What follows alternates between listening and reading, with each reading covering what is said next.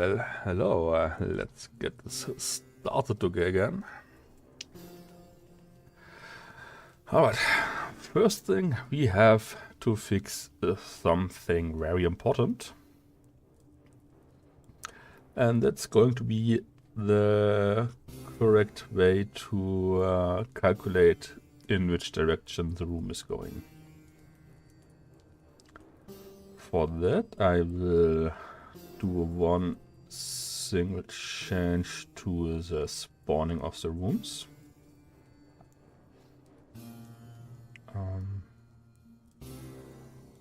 Yeah, that's the wrong one, but doesn't matter. Here we go. We are on the dungeon map. Over here I want a little console statement because I want to actually, no, not that one.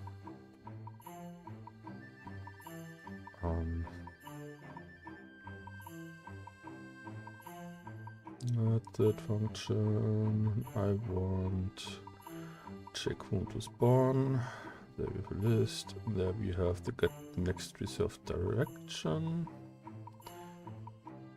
which is going to be this direction here. And here we are checking, getting the direction. Now I want a debug statement.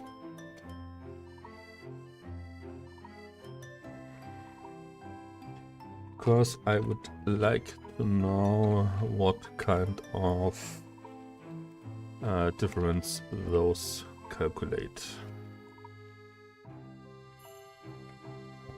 X.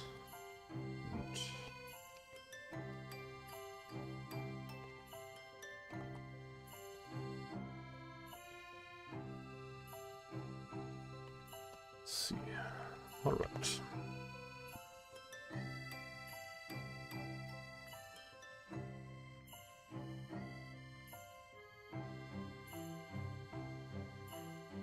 Didn't want to need to click on that, but that's fine. Next quad, created room, next quad.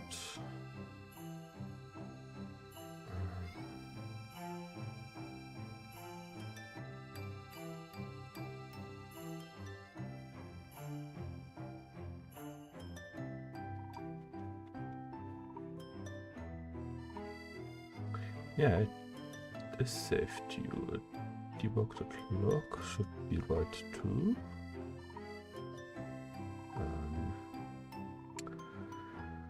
Over there.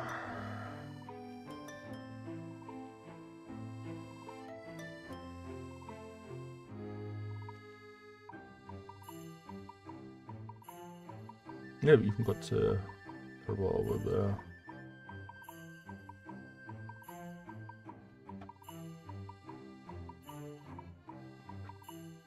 I actually wouldn't know. You are straight one.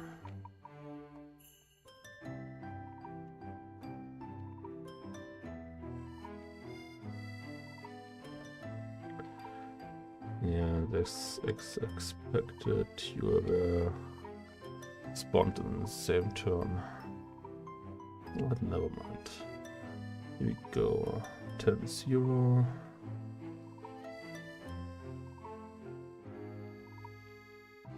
Which means for those we should get different counts.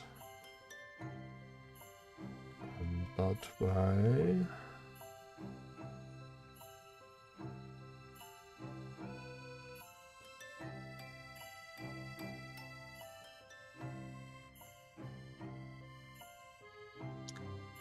Yeah, that's alright.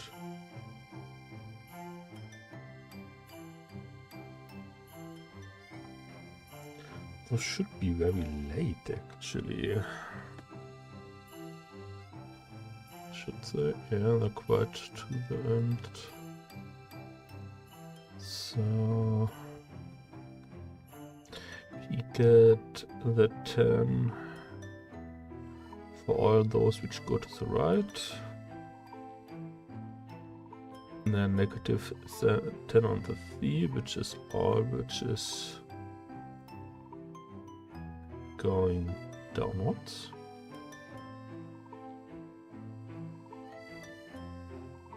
Positive C is upwards.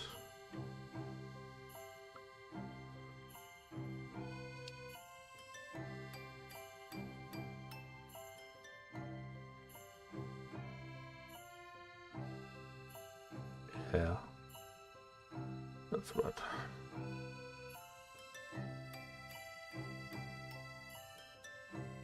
I mean, I don't know why this one is so early, but it doesn't matter.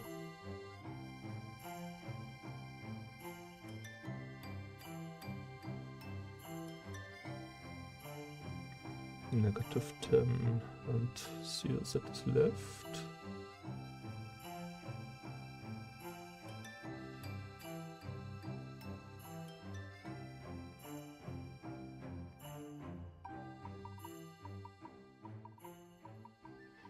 I don't seem to get those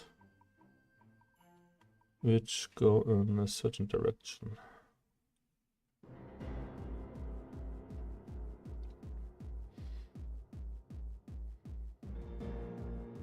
But this one is the next. We have it tries downwards and left and all that stuff. And 2-1 is actually that one we want to check.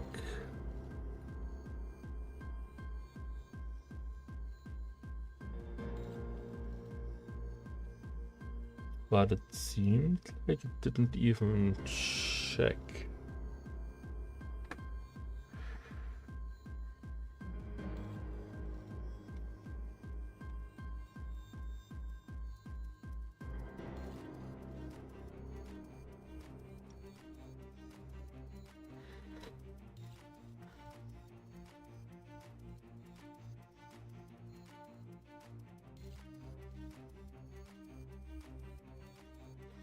Technically speaking, I shouldn't need that line anymore.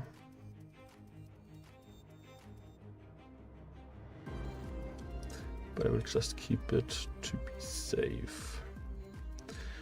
Now we check the room to spawn.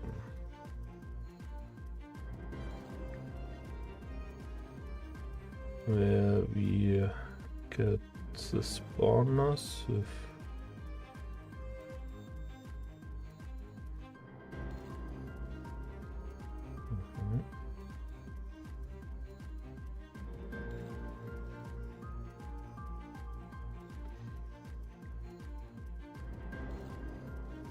yeah, I see where this is not working correctly. Because I only get that one spawner. And the other one it can't check.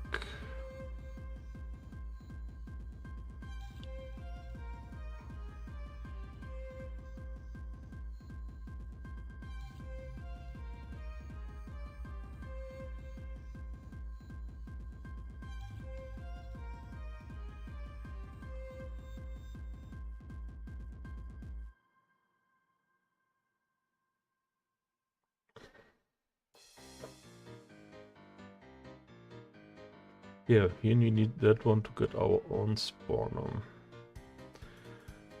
Which we then also submit. Oh, we don't get there.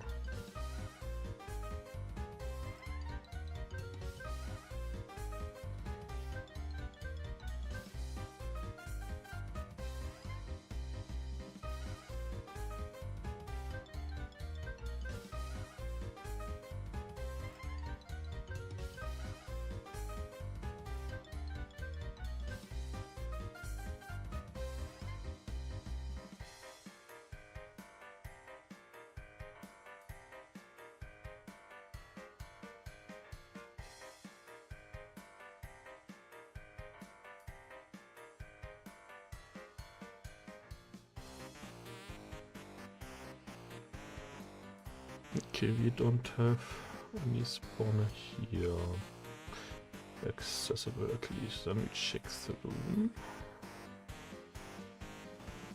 Here we just get the spawner which fits to the size and the offset, which we actually don't want.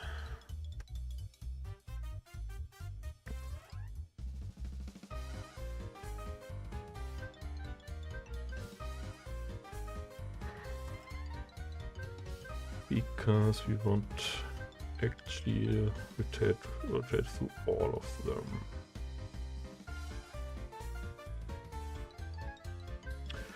We have already the source spawner attached. What do we exactly get? Spawner transform.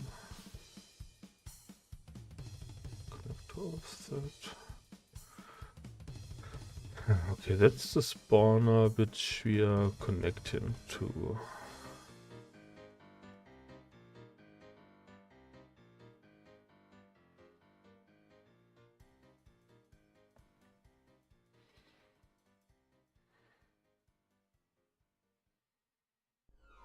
Then we rotate to them.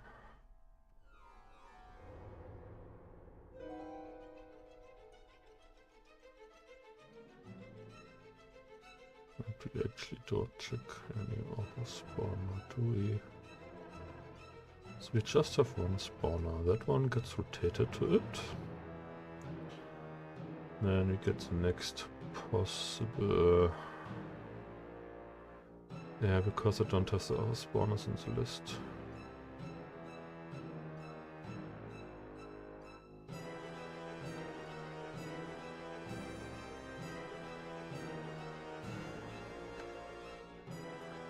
Which means in theoretical thinking, if I make those optional,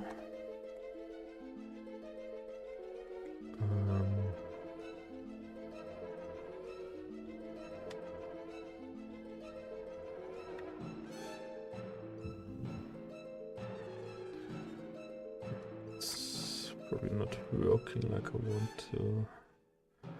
But I actually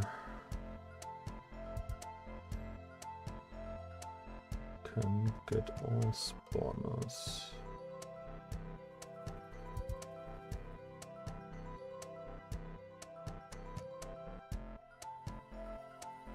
Which means I actually have two separate functions to request that one. Well, on the alternative, I could add a simple bool,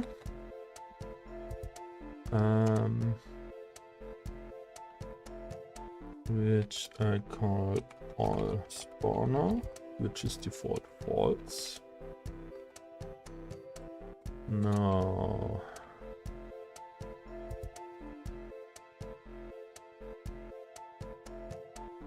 we are going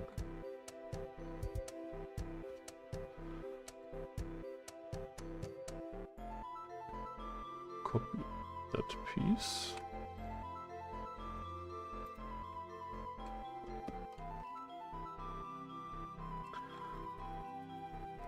And then let's write an if statement, if our spawner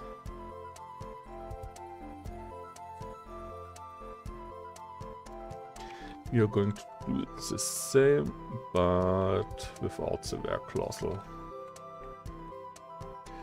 Just like that.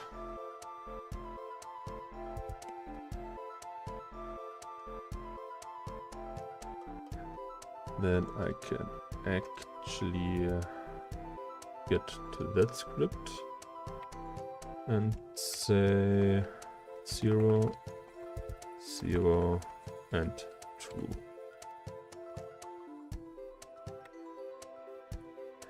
Now we have all spawner accessible.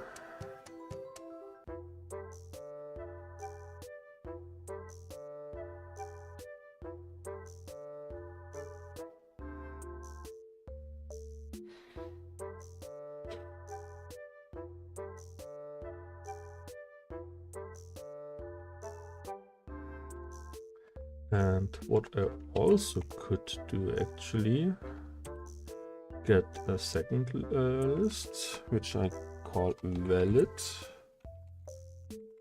room spawner. And that one is actually size and offset. And we are going to iterate in this for each through the valid room spawners. With that, we should only rotate to that spawner which can connect and ignore the other one. But on the check for the future chords, it will still work. Because if I check the future chords, I give over the...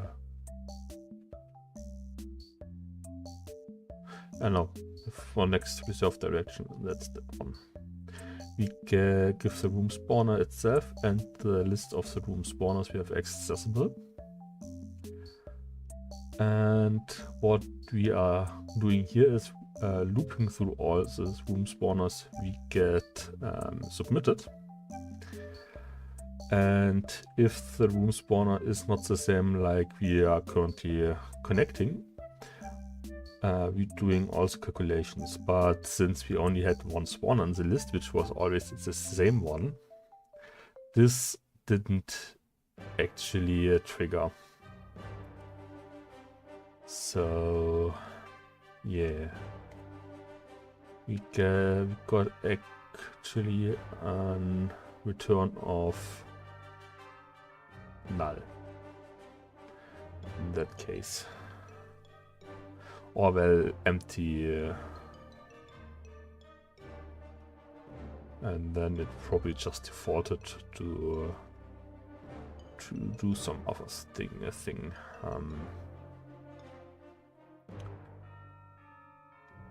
I check, we go every for everyone, but since we have an empty dictionary, we can't loop through it, so we automatically get the true ending, and that's the issue. Well, it's the first part of the issue.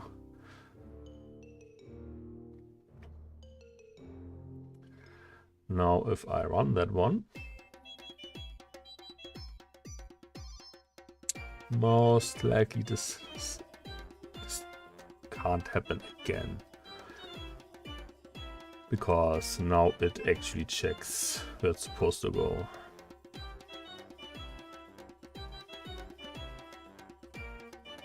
Can I have a close one? Yeah, here we have a close one. Now we go to the top. We should have 1, 1.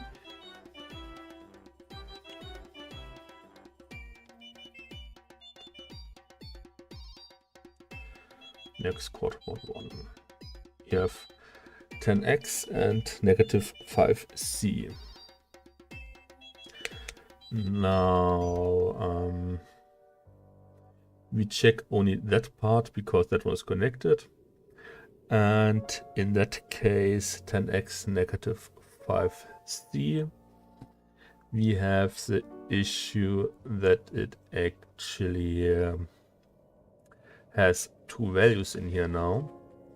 And we check first the x value, since we get left and then we get right. So if we had a negative 5x and 10 set a c value, then we would have the issue that it still triggers the first two and never the lower twos, so we always get left and right direction. In that case it got the right direction because it's just the first in all of that. But what we actually can do here is fairly simple. Instead of checking if 0 is larger than that one, we can say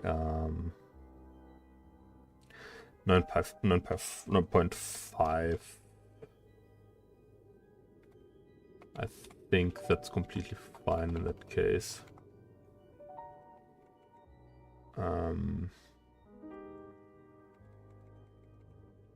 In that case, I need a negative 9.5. Here I need positive. It's supposed to be 10, so actually, yeah, for seeing rooms that's fine. If I want to make a double room, I have to do I have to use different logic anyway. Maybe multiply that then with a value which I get through the function.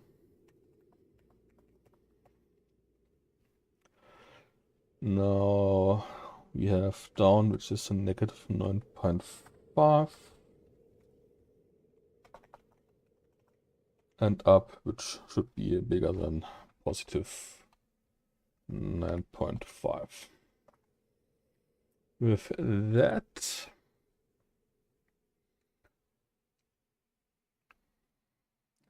I mean, it's actually funny that it's got the correct bearings, but it's not checking the tiles in front of it. Instead, it's checking the tiles to the right or the left, always. Now, that shouldn't happen anymore.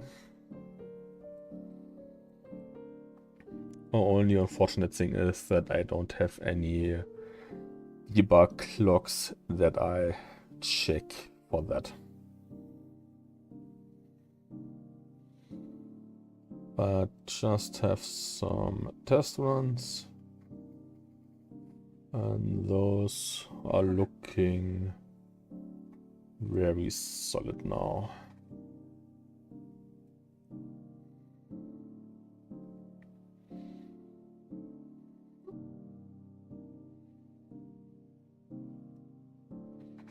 Well, except for that one.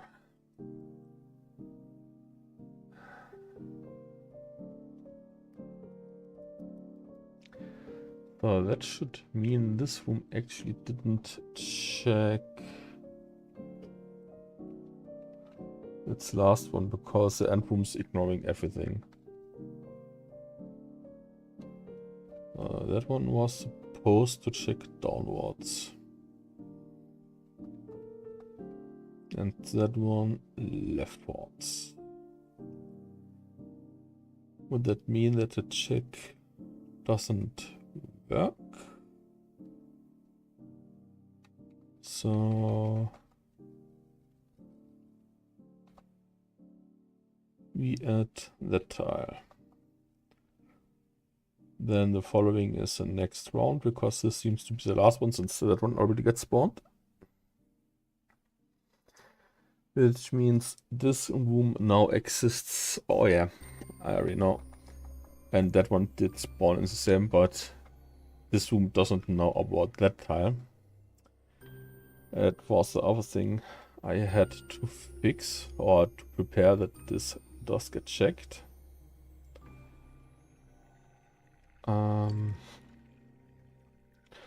Which is a check future chords. And we have just the reserved chords, and we also check only the rooms. But we should also check. Is this a list I'm creating there? Reserved chords to add. I can make a dictionary. Let's just copy that one down there.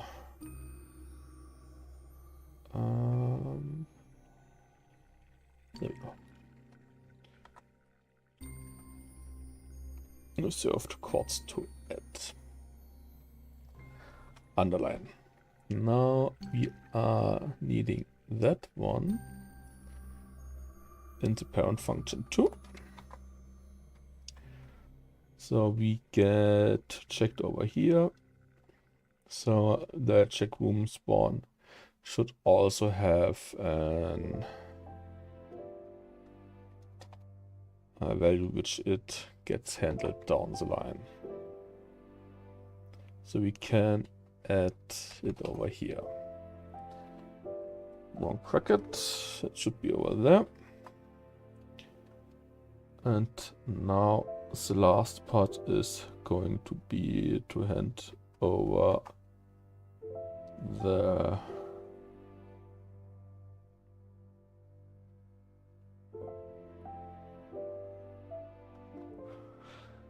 value in the check, which is only used over there.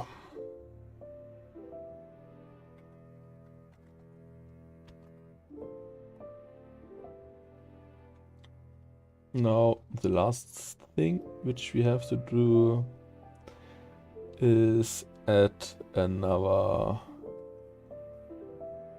link into here. Let's take that one, which we are going to call reserved chords to add result. We want that as the source.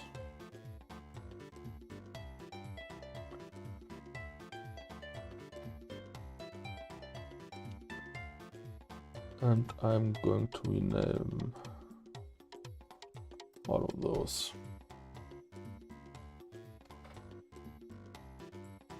And that one is supposedly to do exactly the same like that one. And we want then also add that one to the if statement. Alright.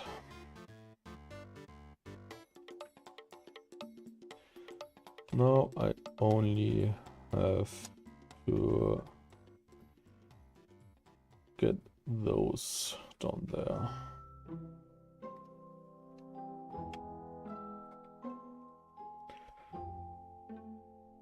And also fix the alignment on that one.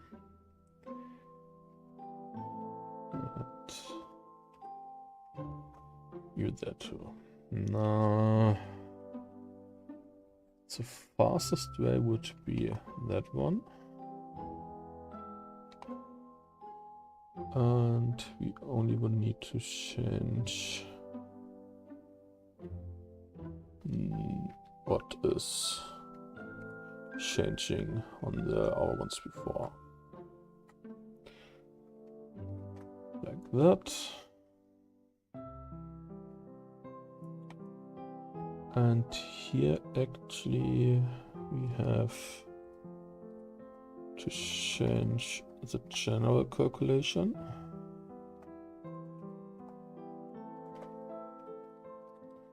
Which is just like though. And just have those correctly aligned too.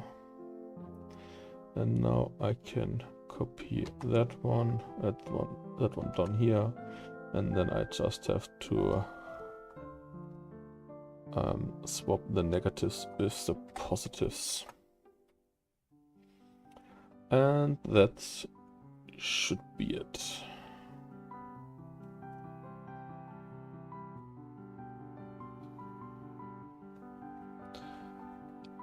Let's just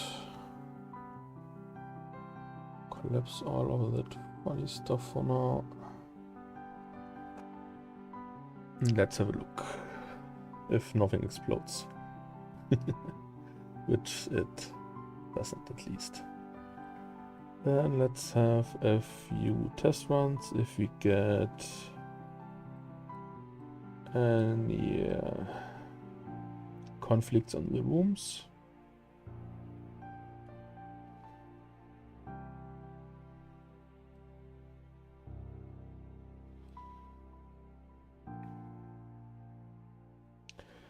But for now, looks very good.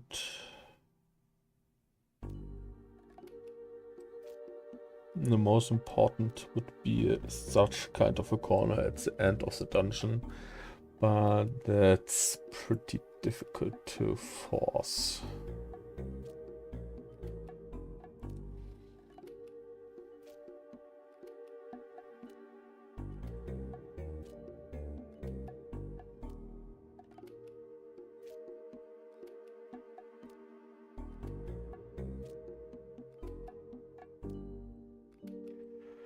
But as it looks like, I can't really find any issue, which is a very good sign.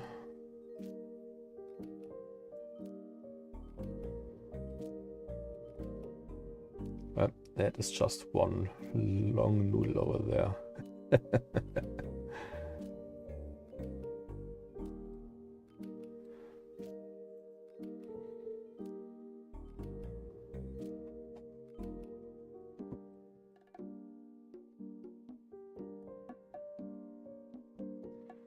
That one is also exactly doing what it's supposed to do.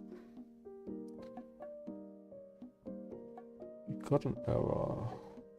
It had to regenerate the dungeon, so we got first time something with 25 tries. I also wanted to check if I have the tries in the clause or in the function, because there is actually something I would like to do.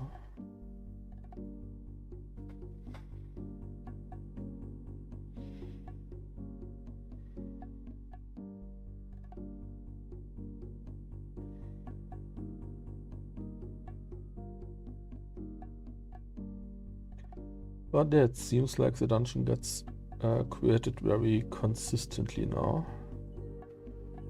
What I now would like to do in here, just have the spawn point at the dungeon rooms. I want from the generated rooms the tries.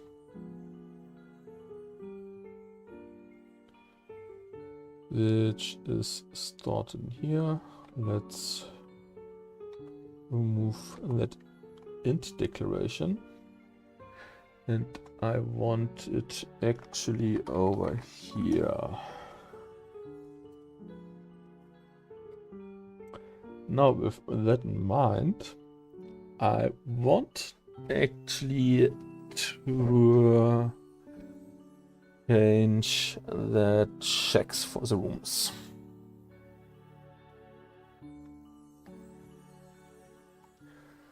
Which means we have the check future chord, where we have our links. And currently we are checking the next and that one past that point. So we are checking in a kind of a T shape in front of us.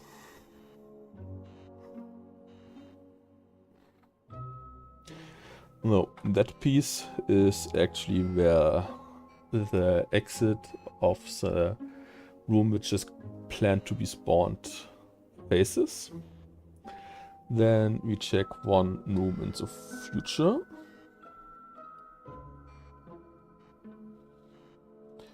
And then also one room in the future plus left and right direction. T-shape basically. Now what I want to do...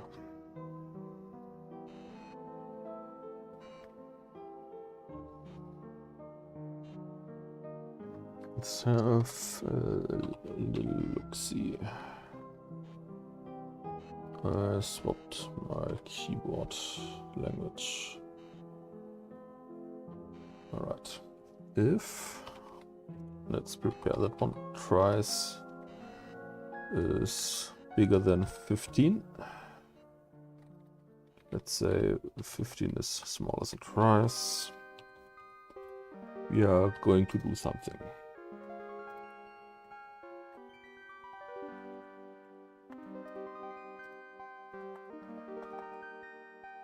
we want with... Yeah, this only to get this twice is 16, yeah.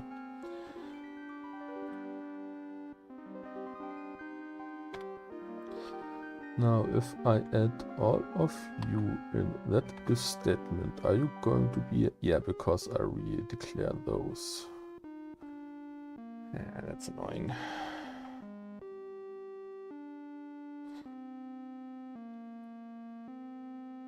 But if I also add you in that if statement,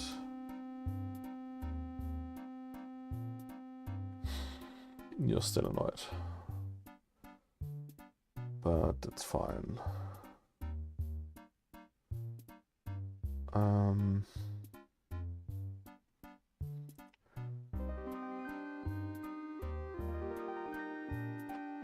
Let's prepare that anyway. So we are only want to check the future room, nothing else. We are going to call that one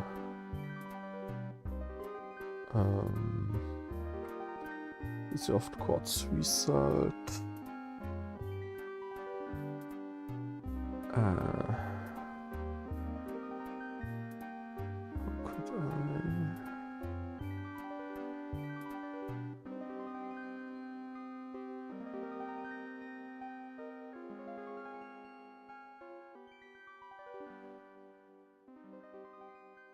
Well, actually, I know what I could do. Could remove that, move that one past. I actually don't want to do that because then I do that 2 times, which takes 2 times the resources. Because first I calculate that and then I calculate it again, and that's not really the proper way to do, but it only does it after that, so I guess that could be fine. Which means if we have more than 15 tries, it recalculates all of these, and with a far more lenient version of the check.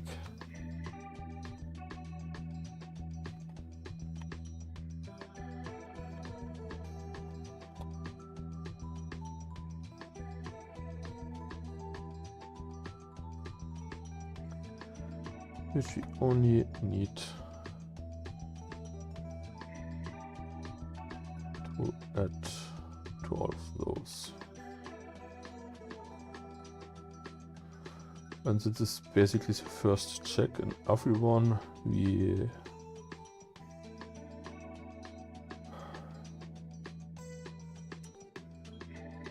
I could actually check that one before the if statement.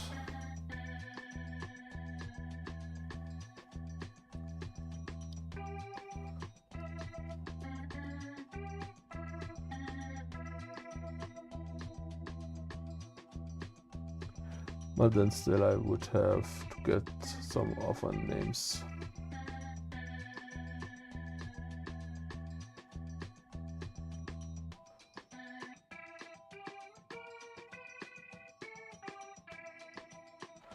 But actually that would be far more performant.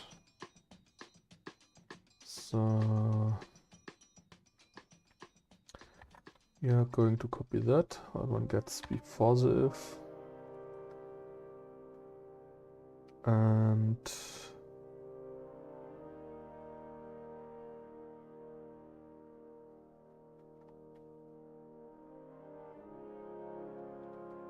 didn't I copy that one correctly?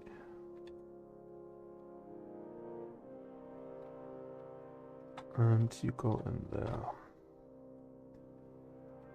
So I can't declare them with var. Oh, from outside of the diff statement I can. We are doing exactly like that. Since drone is a short form, we only check the exit part of the room. Only if we have more than 16 tries. Let's see what kind of maps we get with that.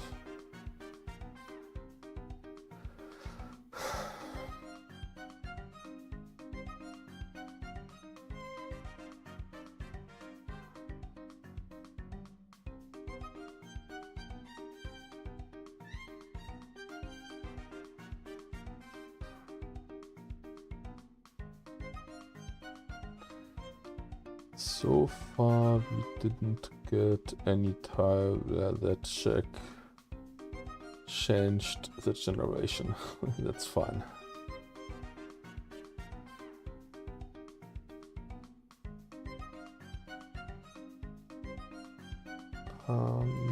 That one looks very close, but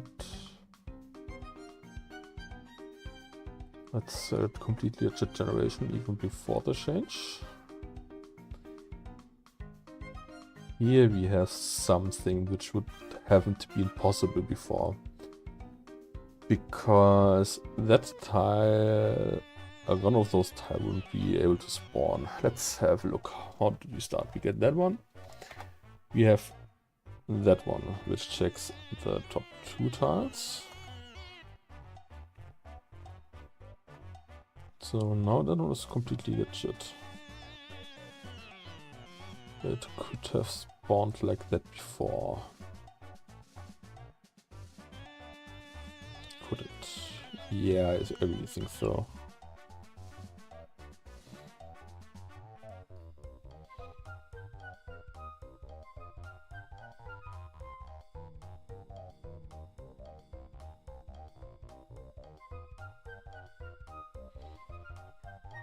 No.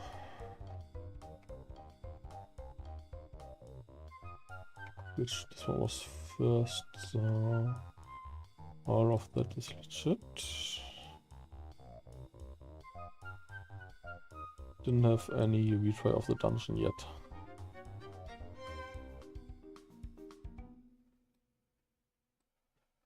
Those are completely fine too. I mean, it is a very rare case. It looks like we have an example.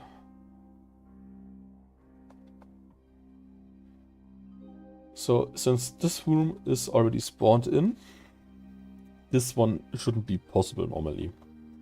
Which means that room checks actually that tile and all in front of them.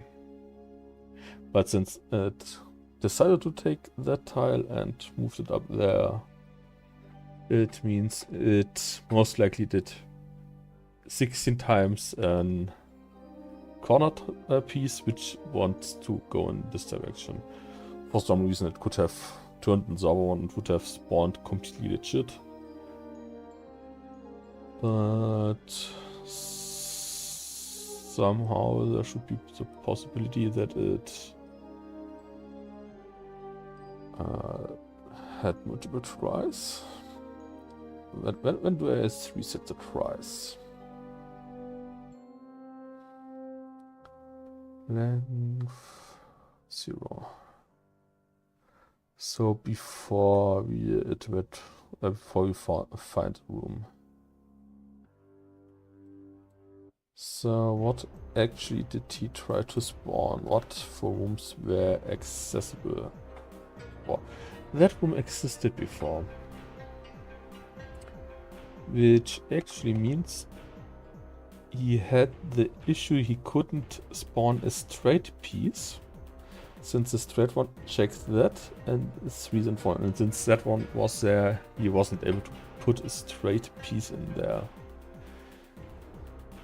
He could have gone always to the left, so that would have been worked completely fine. What's still an issue is if that room decided to look down.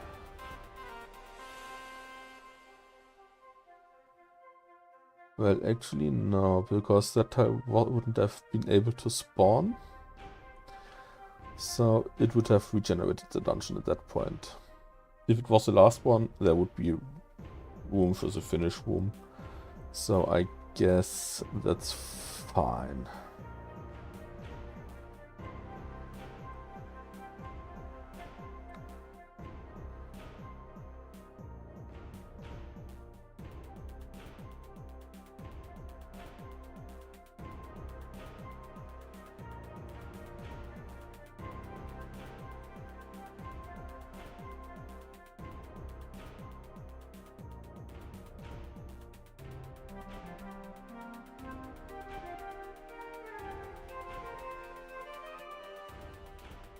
Nope, zoom wouldn't be possible with the challenge. But honestly, I like it like that. Should be here to the left. Yeah. Let's shorten the dungeon again. Thank you, Dolores. And welcome to the stream. It's fine that you can't stay long. Let's get default length. Let's say 10 and 1 path is fine for now. And then let's see if we get the new end room, so I can check how the spawning looks in there.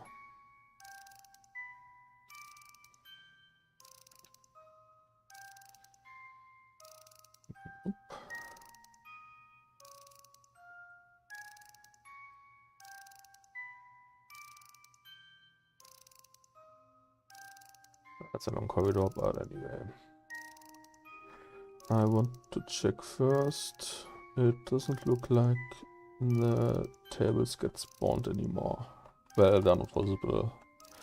Let's see if they get shown correctly if we change the room. Yeah. The torch is on the wrong side. So I have to swap those out. Those are fitting completely fine in there. Here we... Oh yeah, right, I forgot to change... I have to take torches out of the walls. I completely forgot about that one. Oh boy.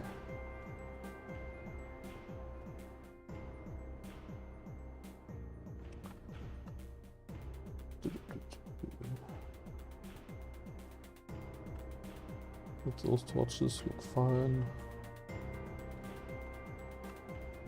Make them hard to see on those corners, but yeah, that's technically exactly what I want. Maybe those will be better if they are not stuck in the wall. Out of curiosity, yeah, the frames make a very big difference if I only have one room lit, which is exactly what I was hoping for. So my old PC would actually get 30 FPS most likely.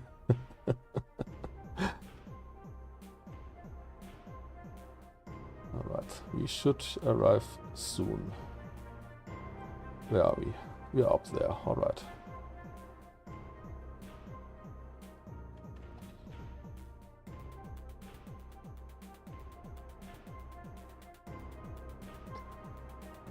So it should be the second last.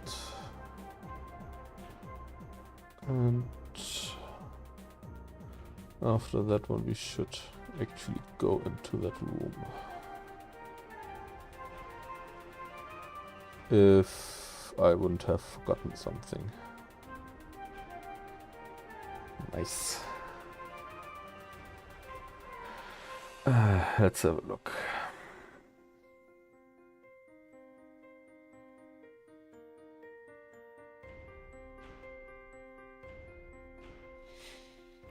Well, the room highlighter is actually connected.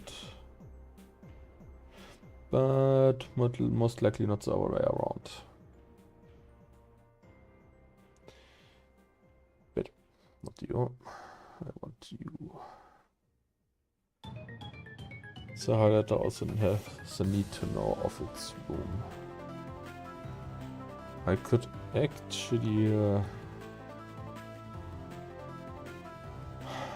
fix that with code, which I really should, because I will forget that even more times.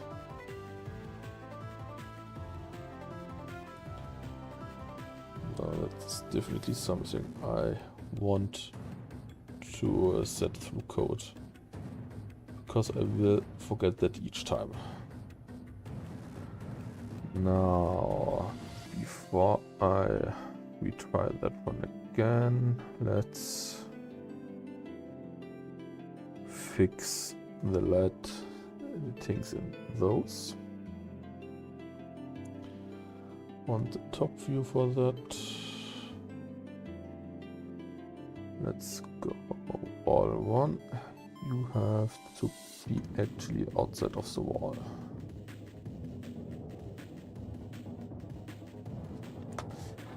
And wall 4 should be the other one, yes. And this room is fixed, and the mirrored one is supposed to have its wall lights on the opposite wall. Rotate 0, and that's your new parent wall. Yeah. And then we are going to do the same with wall light number 4. This one gets a 180 rotation. And your new parent is going to be that wall. Alright.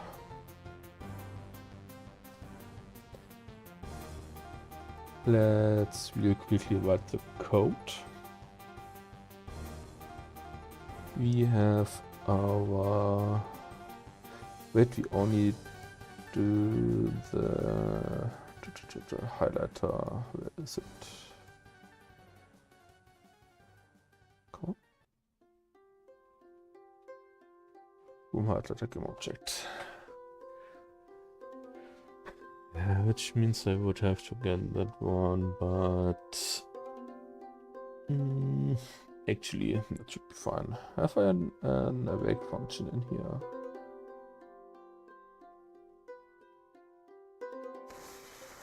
Well, not really, but we have kind of an awake function over here, which we are going to use.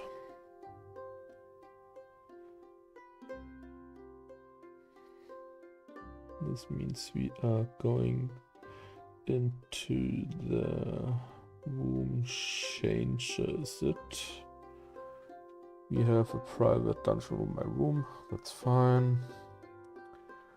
And let's get the public void in here. Public void set my room. There we get a dungeon room, my room, and yeah, you already didn't say what I am going to do, and that one is fine. And in the room itself we add following line. Room highlighter dot get component of room changer. That's room changer, that's correct. And we want to call set my room, and as well we can just give over this. Then we can't forget that anymore. Alright. Before I do that long journey again, let's shorten the dungeon. 5 rooms is fine. I mean, I could actually adapt the movement speed, but I will do that later with the animations, so that one is matching better.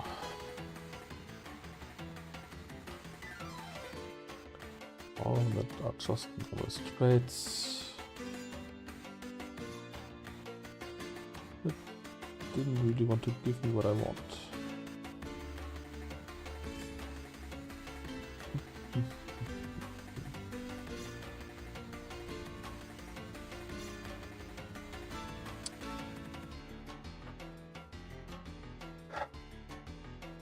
There we go.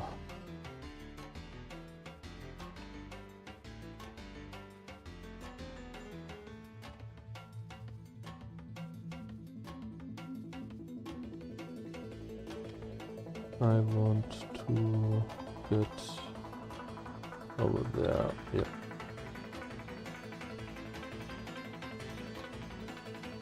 Since I still can change the rooms, that means... oh, that one is heavy on shadows. This means the script part with changing the connector stuff works just fine.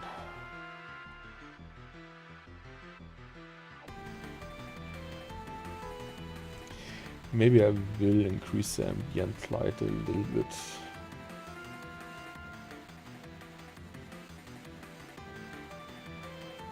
Alright, here we go. Room. We didn't get any torch over there or there, that's fine. But here we get both of them even. So that part is... well, those in the corners are barely visible because of the shadows. That one is very hard to see too. Now I bugged my zoom out.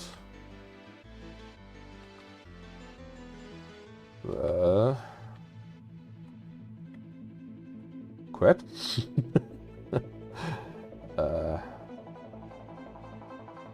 Where do I... that's the spawn input image. No, input, just input image. The player movement. Do you actually handle the zoom?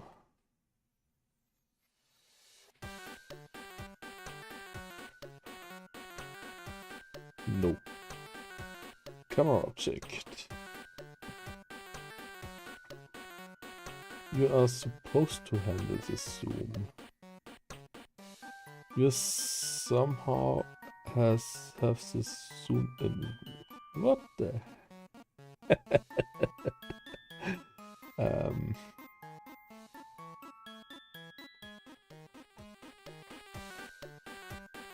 That one somehow was able to reset.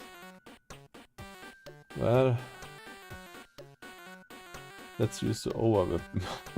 Holy shit, let's use the overview map. I gotta have a check for that.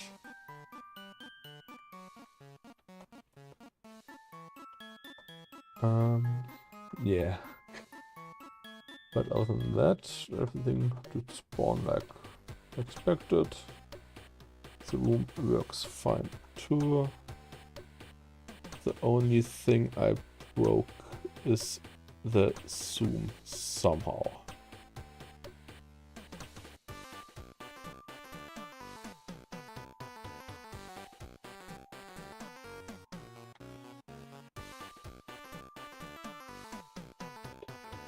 Might the issue be that I actually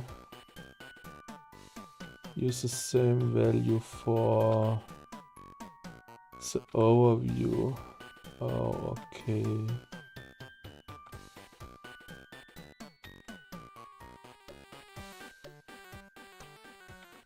So slowly with that I can zoom out. So I actually have to store two zoom levels, one for the overview and one for the actual character view. Nice.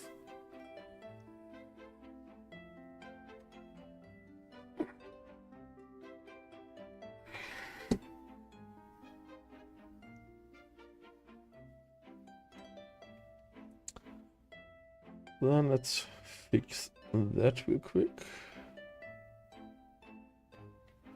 So if I have that script which is supposed to, well, this is supposed to handle that one anyway. So it's completely fine. We have current zoom over there, and I want a current overview zoom. And now overview is 1. That's not the mode, that one is the mode. If we are zooming, we don't change current zoom value, we change the current overview zoom value now. Alright, then that shouldn't happen again.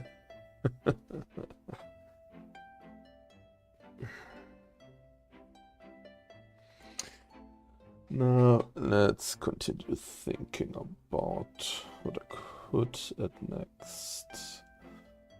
Actually, what I could add next is the interaction with the objects, that I get the places where I would move to, and also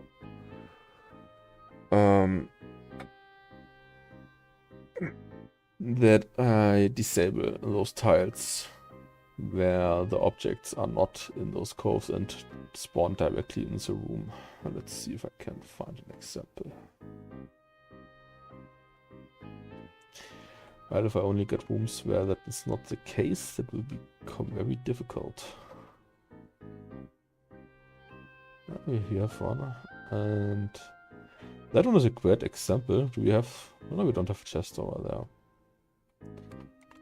You're not a chest? No, you're not a chest. So we have actually a table over here. The same would be the case with a chest. We can click below it and the waypoint still works. So I have to disable that stuff below it.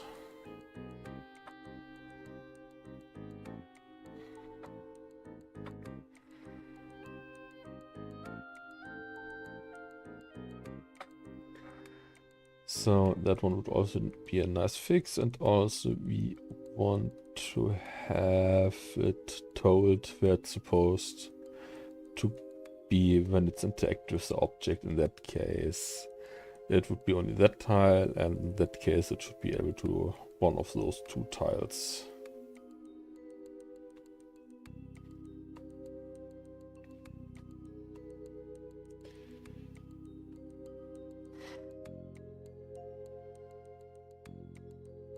Let's think what would be the best approach.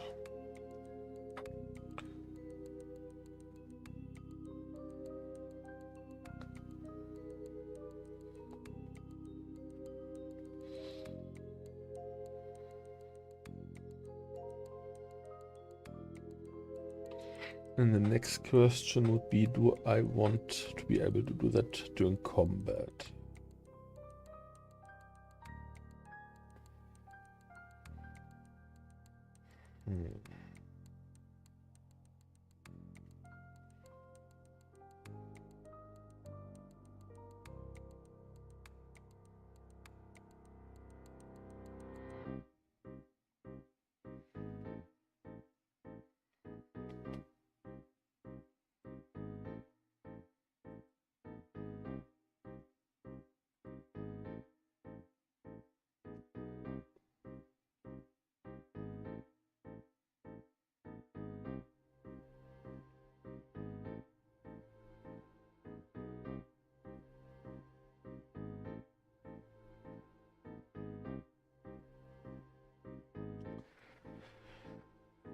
The quickest part would be to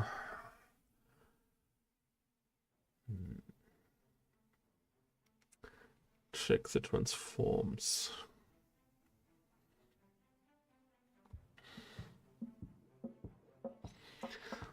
But they, well, they could actually know about each other, because I could set the actually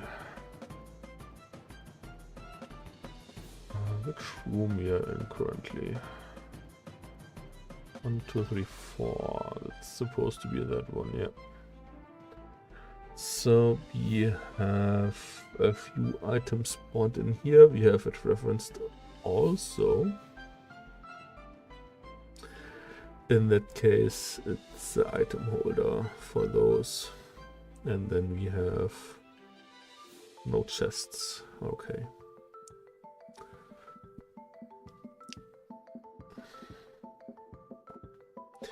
But what I could do for the general item spawn, which would also be useful for the wall items,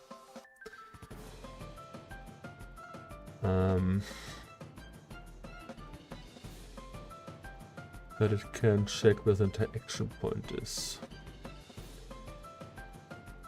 Still though, I have to plug the compound tiles for the ground objects, but that one will most likely do the room itself.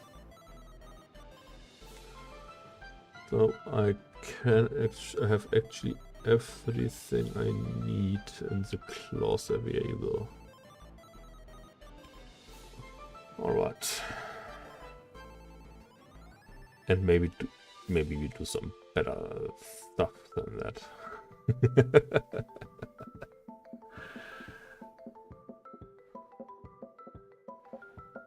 Let's have a look. Yeah, in the room we are spawning, and we get our movement tiles, which is exactly what I want. And then we spawn all room items. And then we set the highlighter. Now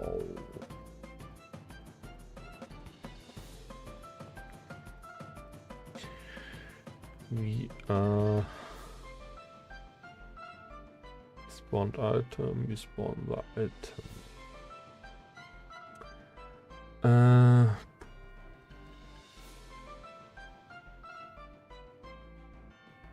I don't have any logic to separate from wall items and ground items.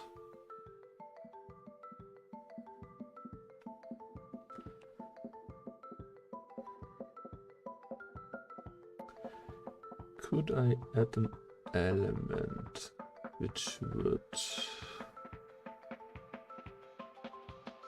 do what I want?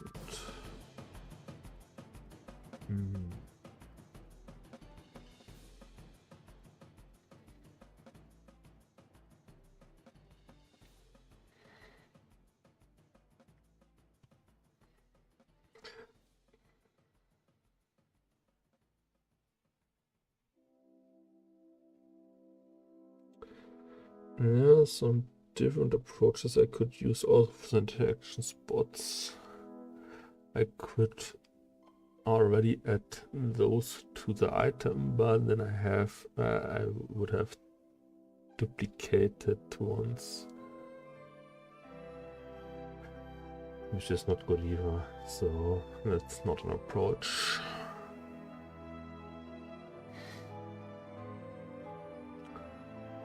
Let's get real quick into the item itself, where we only have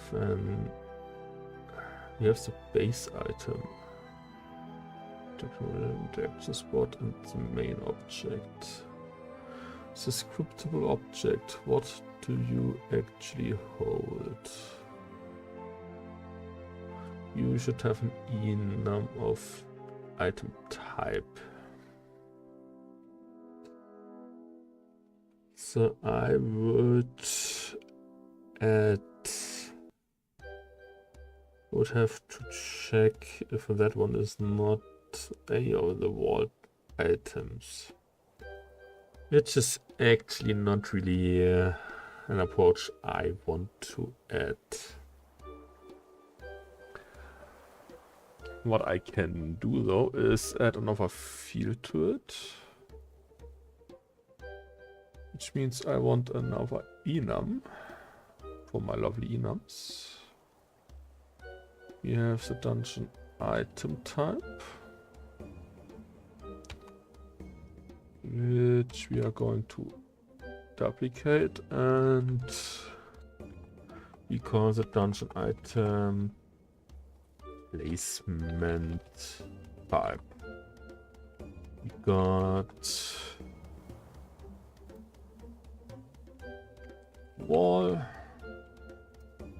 and ground. Do I want for enemies any separate stuff? No, actually not.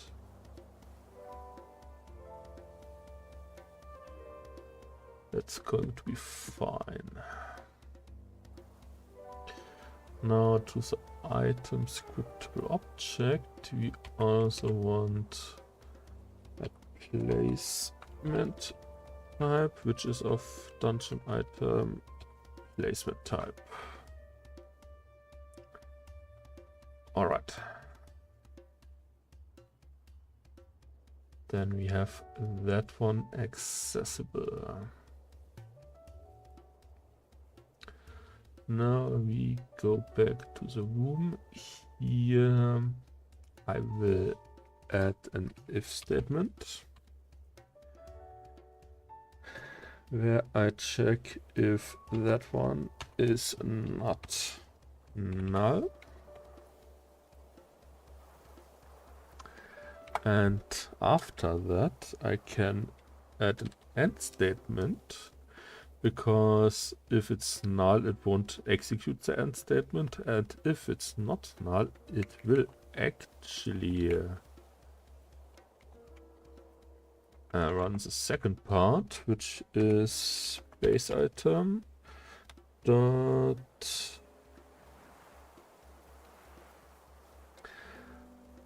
let's write a function for that then.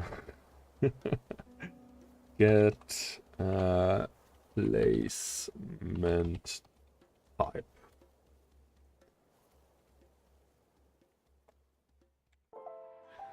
Alright, let's add that one to the scriptable object. Public dungeon item placement type. Get placement type.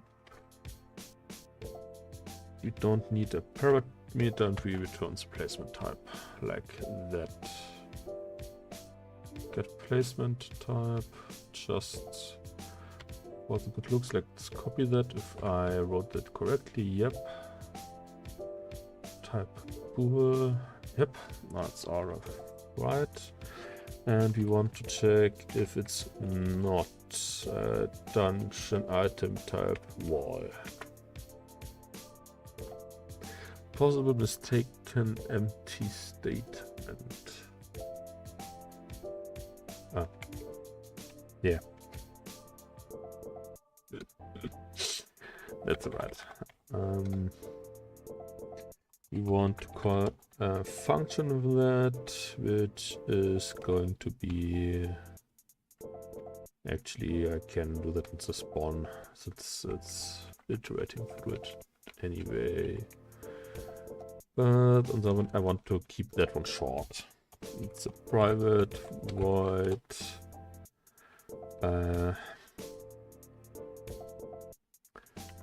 That interaction and movement types. A very nice and long name. Now, what kind of parameters do I want for that?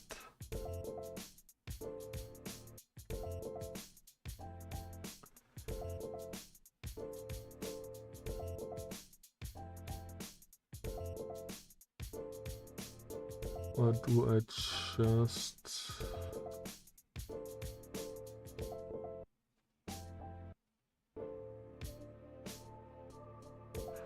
Actually, I just want the item itself, then I can create the properties and the functions to transmit all the values I need. And also I should be able to access the transform with that. So I get a dungeon room item, which we just call item in that case, because it's not more and not less. Now, first off, we want on the item, and do I keep all of that public?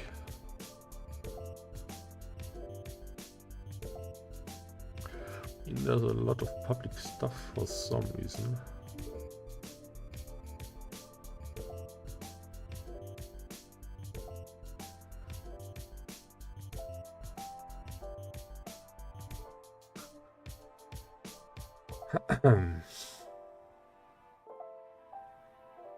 Oh yeah, that's right. All of that is public because it's a parent object. I forgot about that. So yeah, that's going to stay public. And we have an interaction spot, which is actually the marker. Let's rename that to interaction UI. And then we want the public transform.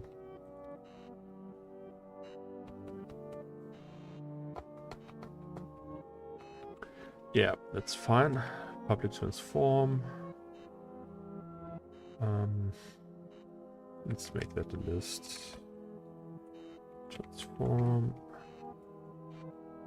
which we call interaction spots, which will be a new list. And now we have to calculate those.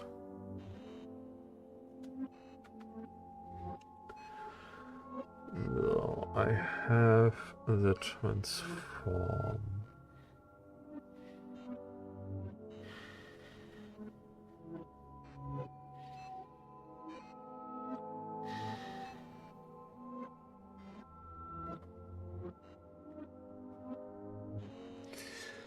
I have to actually iterate through each item anyway.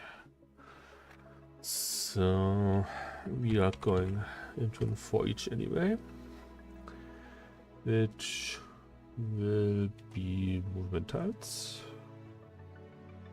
But I don't want it to be called T, I just want to be called movement tile. Alright, in this for each we can first off set interaction nodes and also block that one we are standing on. So this one is actually the best option in that case. Now,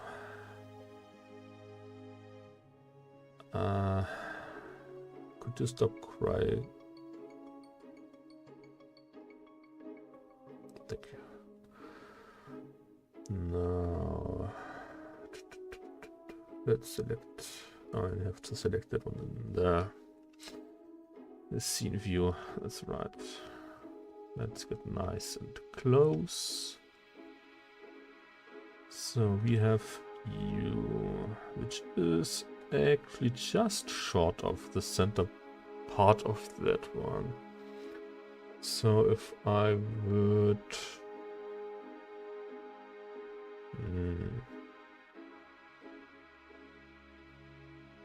Those are 1 by 1, I think.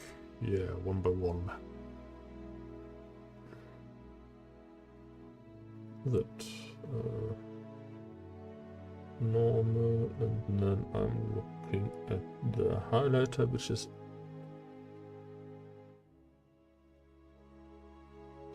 actually not the collider. That was a collider.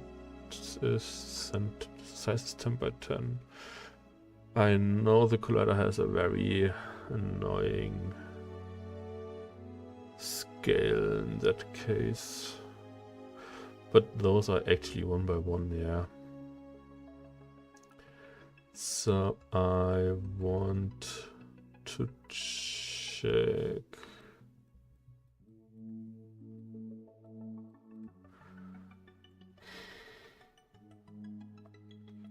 I can actually check if I stand on one. I just want to get the code in my head to check for the area. I could cast a collider with that. How did I do that again? Let's see. So it's scripts, and I used... Where did I use that?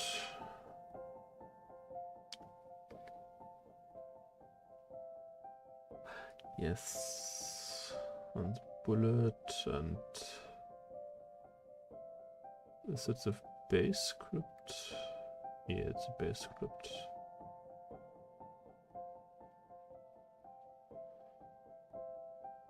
We have an AOE somewhere.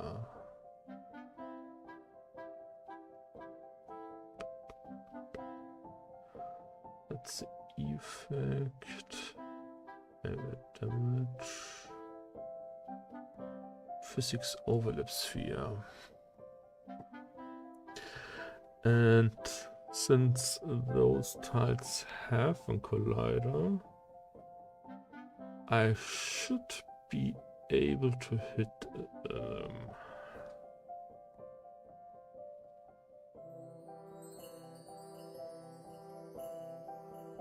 are those just triggers or normal colliders? Let's have a look. You are a trigger. I guess it should be still fine. Otherwise I should have to change the prefab, but I guess it's working completely fine. Then I would like to add a tag to that one though.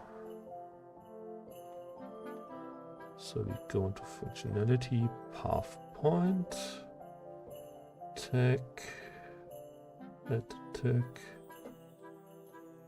And we want to add,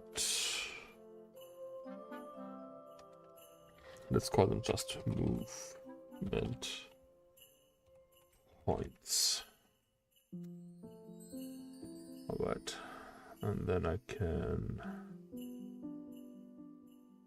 add that tag to the point itself. Movement point. Alright. Shouldn't translate to that one yet, but on the next start it should be translated to that. Now,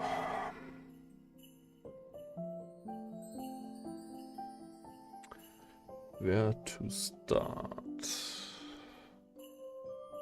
That's the wrong browser. I need that one. I want... Let's get that one out there. We add that just... Actually, I don't want that in... Well, actually, I don't need it for each then. Because if I use that stuff. I actually want to see if there's other stuff that overlap. There's a box. That's nice. I want to use a box.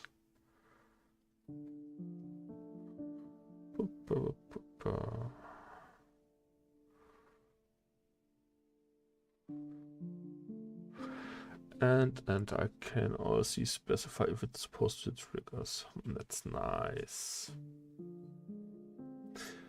Game object, position, local scale, divided by 2. Rotation, is that even... Yeah, might be relevant. And then the layer mask, but the layer mask is something I absolutely don't.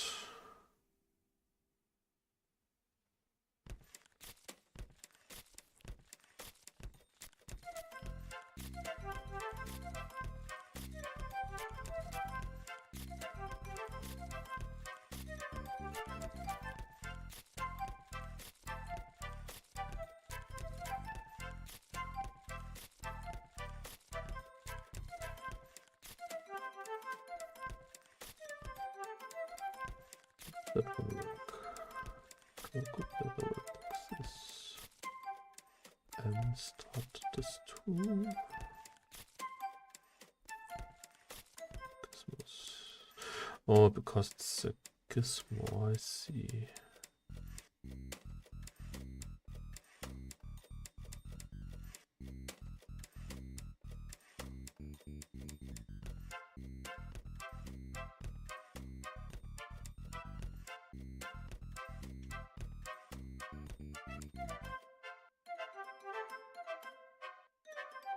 Yeah, probably somehow. So I want an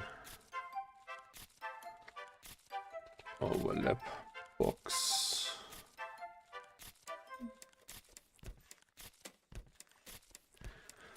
Now I want the center, which is going to be the item dot transform dot position. Then we want how far that one goes out. Since I'm only checking for the points below, I want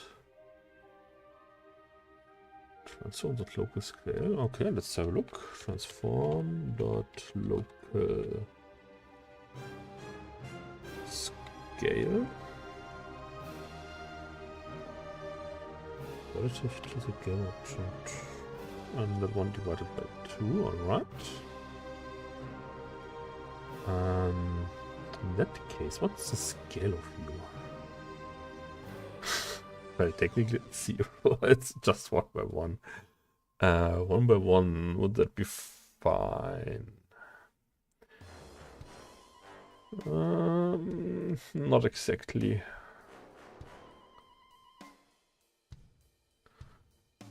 So it would actually not use the mesh in that case.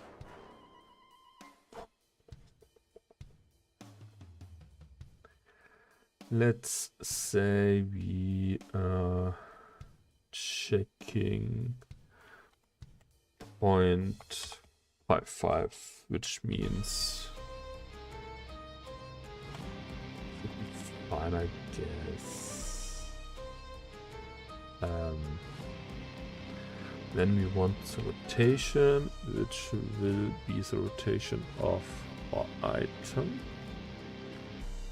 Since this one should look in the correct rotation, not position, rotation. Rotation. Oh, yeah, rotation.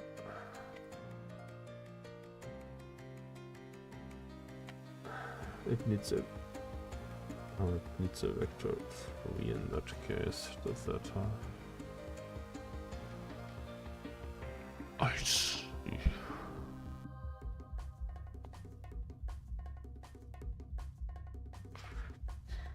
Yeah, well, alright. Which is a new vector v. We will just throw that stuff in there and fine. And I would actually want...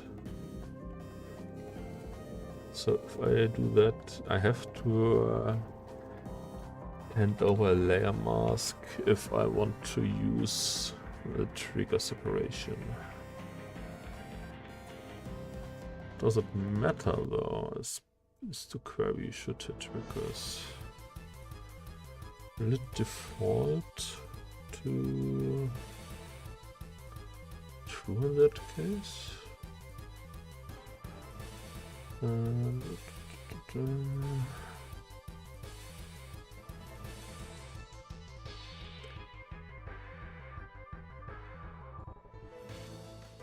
The simple box could either detect some conditions of that's fine. Yeah, let's continue. Nuclear command contact. Alright. Now we change it for each up slightly. Because we don't have to check all of the movement tiles, we want to check now all the collisions. Alright. And we also want to check if the collision is has the correct tag. So in that case, we add that line, those lines too. We want to transform, which will be a hit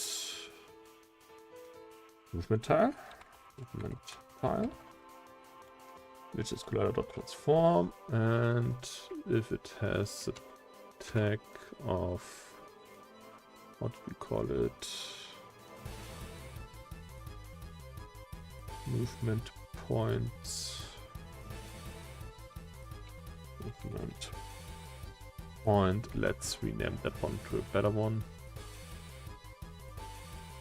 Attack. Can I though? No. Movement point. Yeah, that's fine. And let's add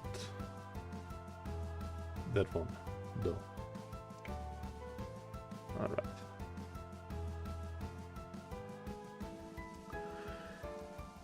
Now we want to adapt that one further. We don't need any of that one. I will now just console.log. Nope, no console. Let's debug. Hey, what debug? We don't write any JavaScript or console application, though that is not going to work. Now, what do I want to put out?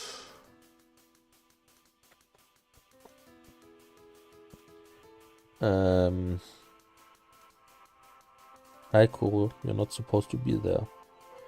Could you please move?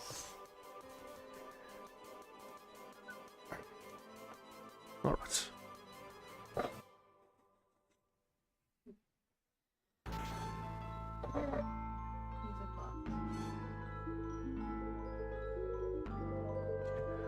Alright, we want to debug.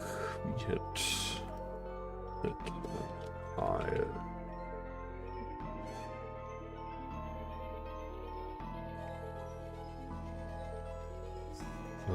can I? Actually, no, I can't.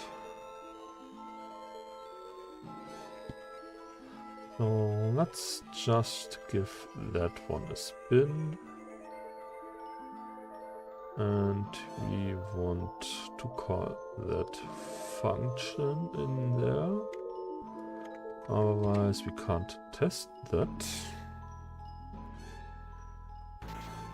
And the item is going to be that one. Alright.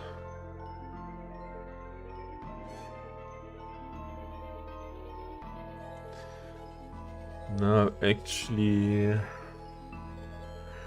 I don't know if that even works if they are disabled.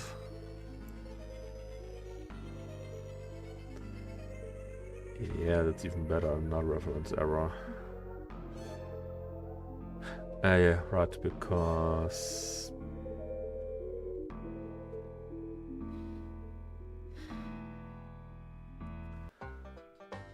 that one should be first, though if it's null, that one shouldn't be executed.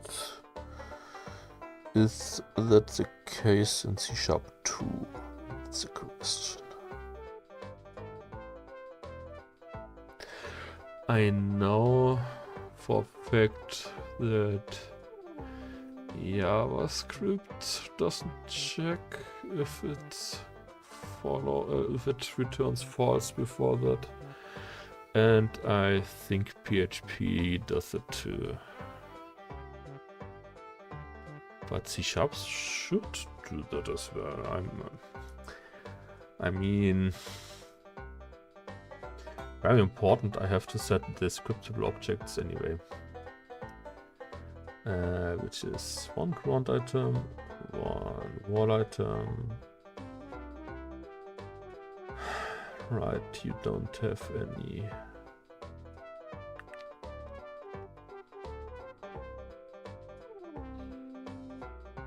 That's the reason for the.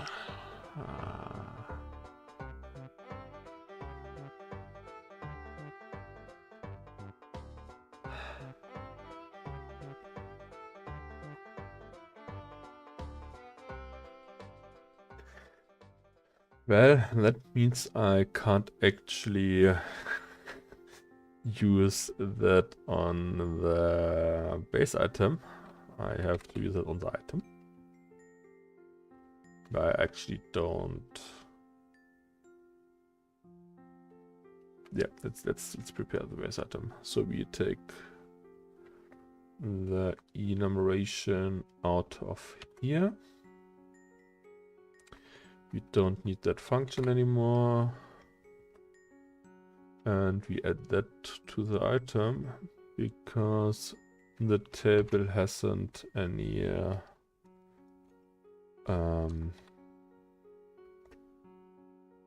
stuff. Do you hold items? Main object.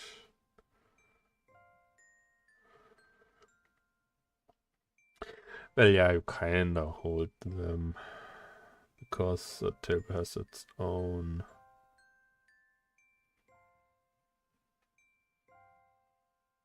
item holder. That is, that has its own struct for that.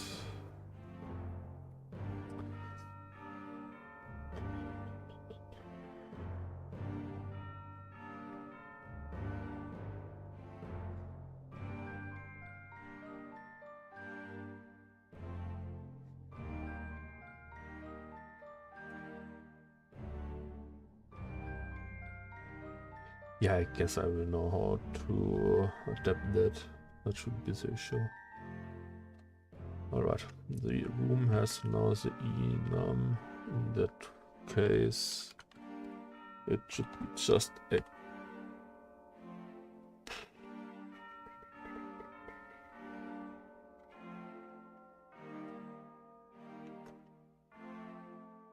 Yeah, right. I have to make that one public now. Because maybe I want to access that from the parents then too. Placement type, which is that one. Now I want to get the null reference error for that because table doesn't have a base item since it's not an item to interact with.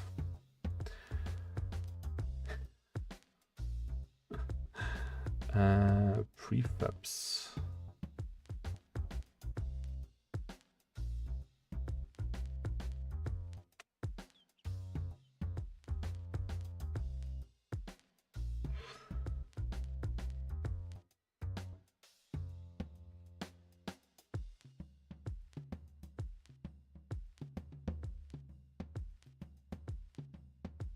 Oh yeah, right, I called them POIs. Point of interest, yeah. Chest is going to be a ground tile, stone table is going to be a ground tile.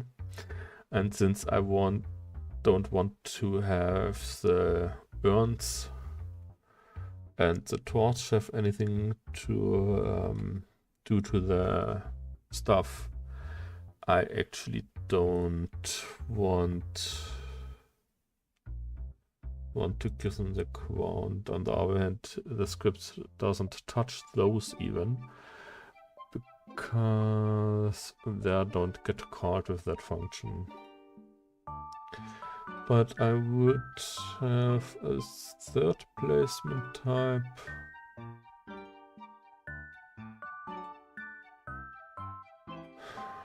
Where I accept the torch from and actual lootables on the wall, yeah.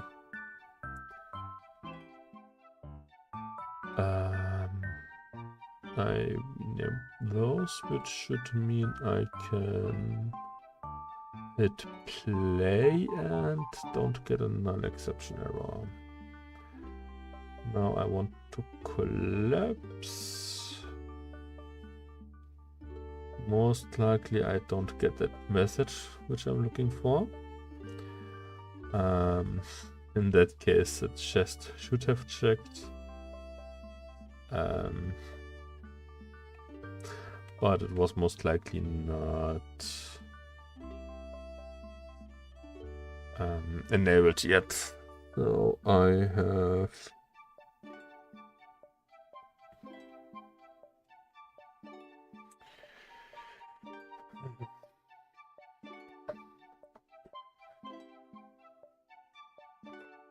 all of those ground spawners.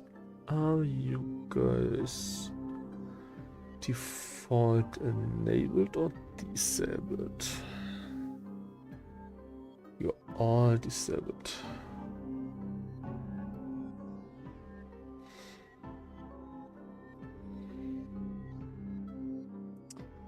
This has most likely some reason behind it.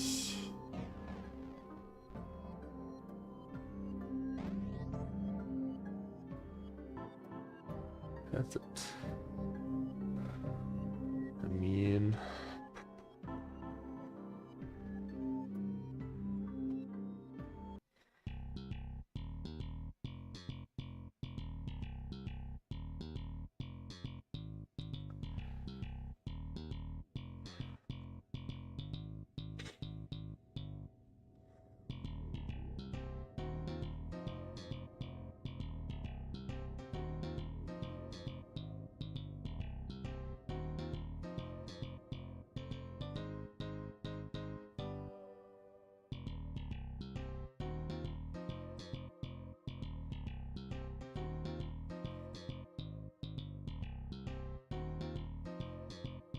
oh wait, that's the UI element. This one I want. Alright, because I use it on enable, I think.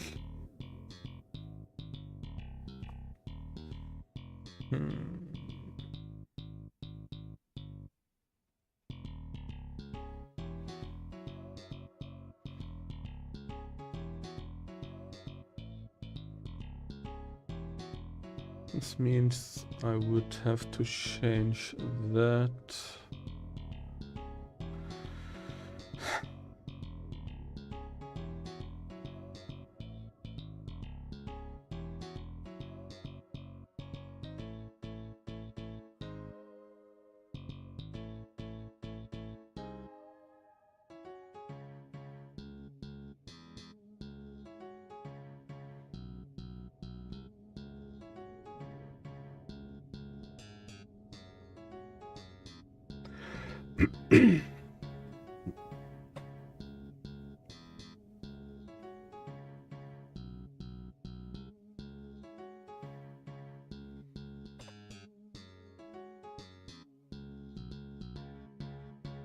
Yeah, I guess I have to call a manual enable script.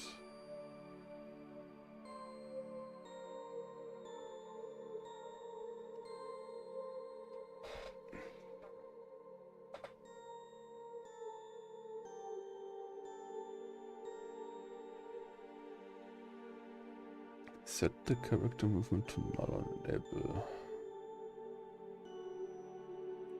Yeah, that's fine.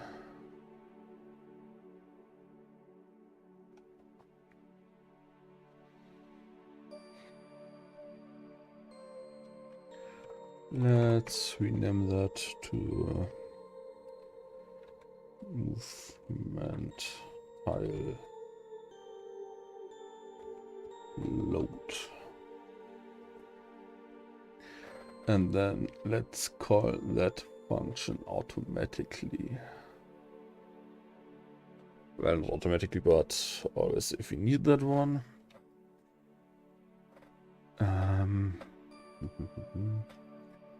Do we have that in the character movement?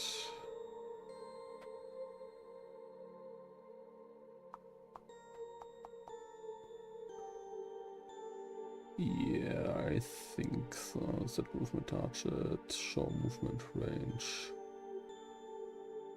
And here I set them active.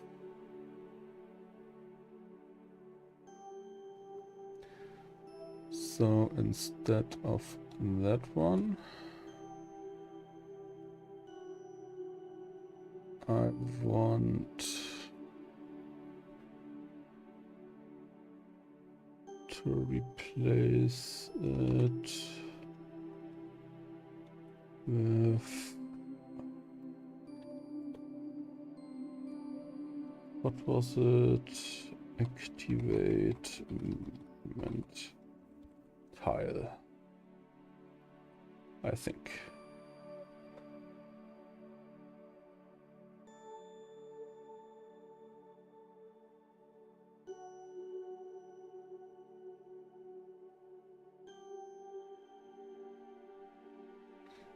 That looks pretty wrong to me. Movement tile load. It was close. And then also I have to make that one public. Otherwise this won't work.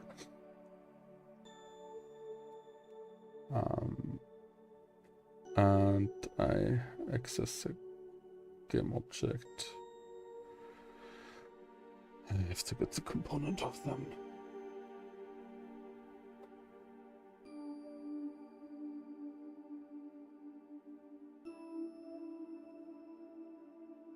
And the room actually just saves them as transform as well.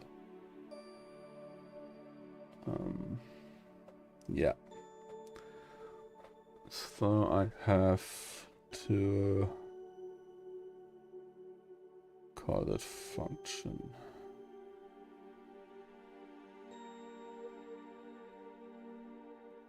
But it's fine. To do that.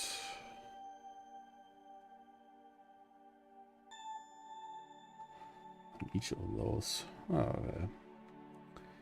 You want an get component of type dungeon movement tile. And then we can access that function. Now, what do we want to replace? We want to replace each time I set that one active, which is going to be there.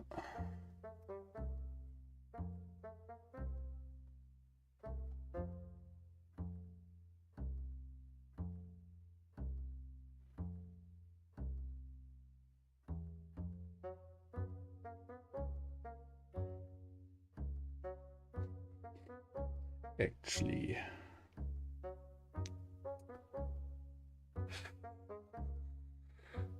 yeah, let's just adapt that for now, that I have that changed everywhere I need it. And after that, I can save that in an actual variable and do that the right way.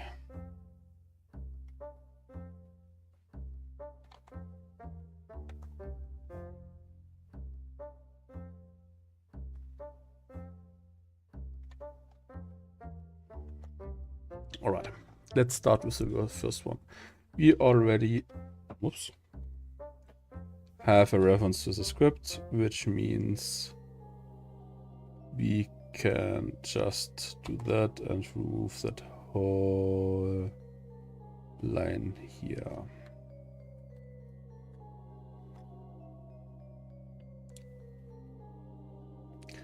Now, even better would be if we actually take that on the start of the function. Do I have to initialize you?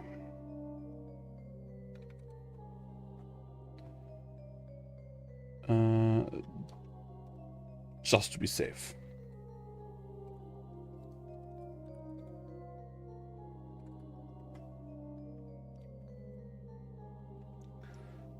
Then I want to copy that line. Temp tile. We have actually that line over there. So we will add that like so. And now I just can do it like that.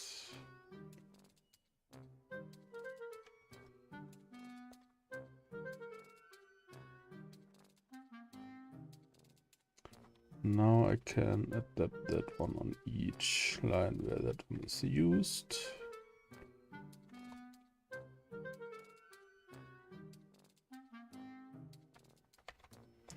And that one is fine. And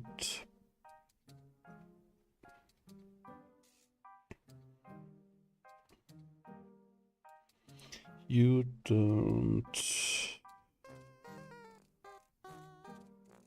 to enable any of them, do you? No. All right.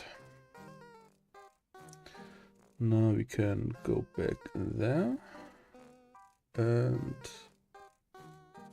actually say the path point is enabled by default and the other stuff isn't.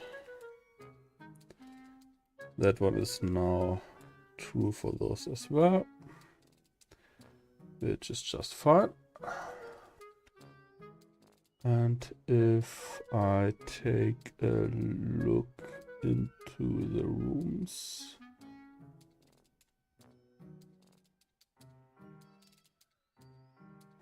you didn't activate, that's fine.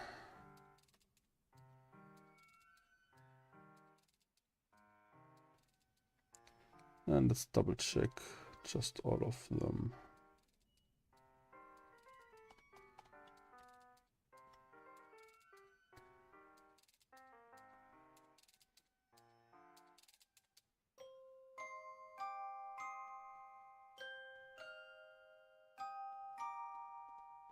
You're not even any more reference to your prefab. That's interesting.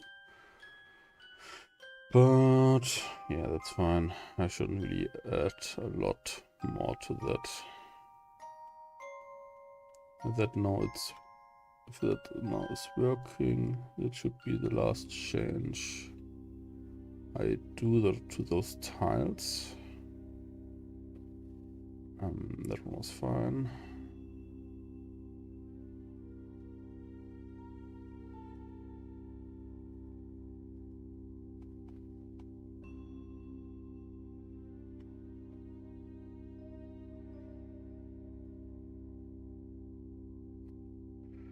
And then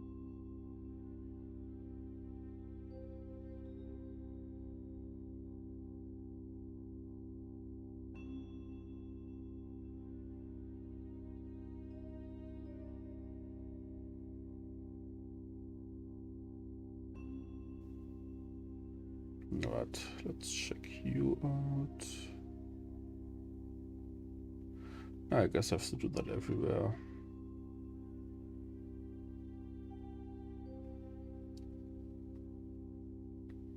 Oh, this one looks right. Yeah, that one has it already. That's fine. This straight one over here.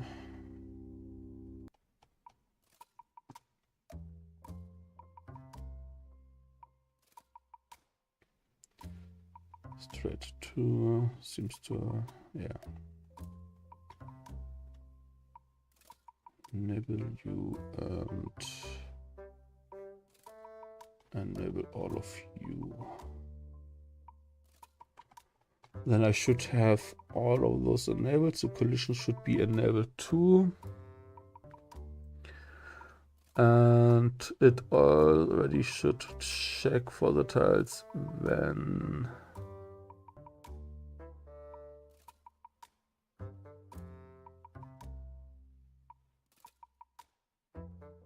they get spawned in.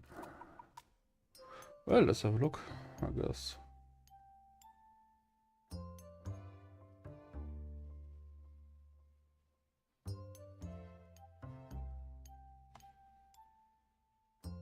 The hidden tile. How many times? 6 times. So we have 6 objects which are supposed to be on the tiles. So we have 1, 2, 3, 4 possible tiles. 3, 4. 1, 2, 3, 4, 8. So 6 out of 8.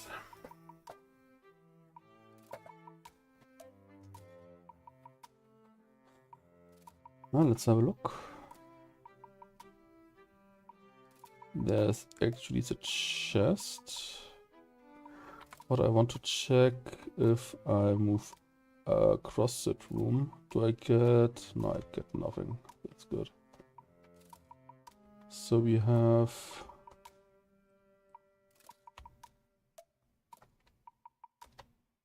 two chests, a table. The table doesn't has its thingamajig active.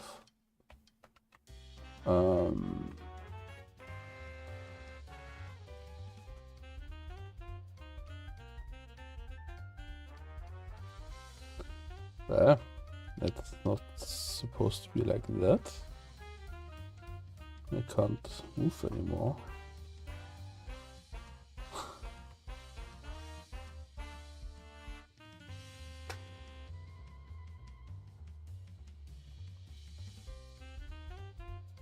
Alright, because I disabled those tiles. Which I actually should not do anymore. The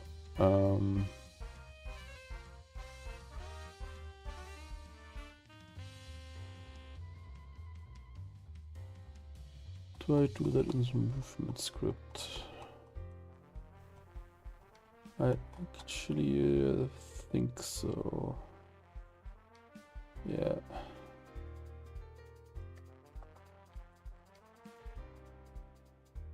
Let's do that one. What will I break with that? Everything.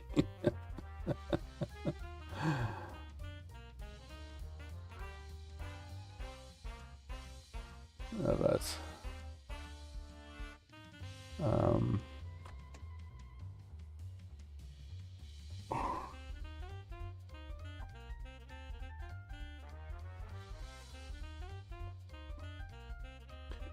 I have to call and activate. Alright. I have to modify that part too. So let's change movement tile load. Well, Elternlam is fine for that. Completely fine.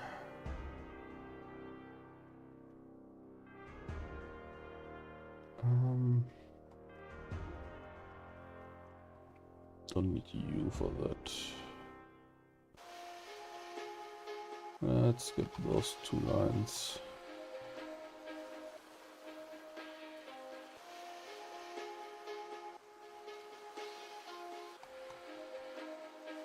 And we need that in here.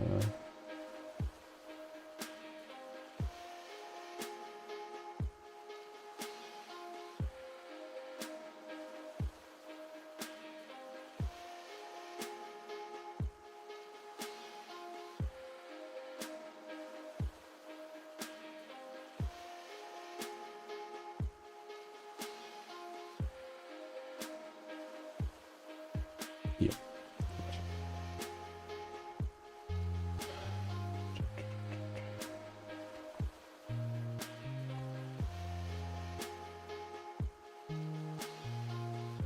Have to that one to that one. And then just move all of that and that. Because we just need the function call, and that's fine.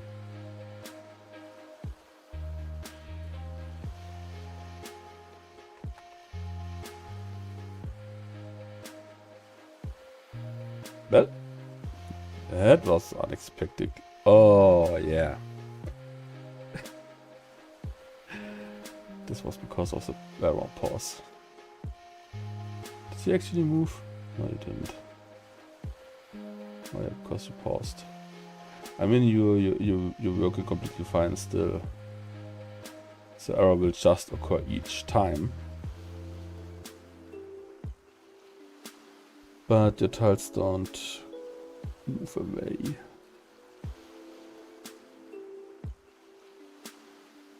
Not even after the change.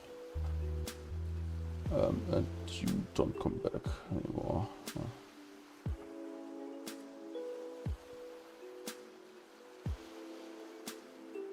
Yeah, mouse up.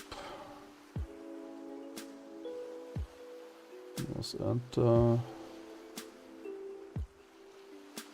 So that one is actually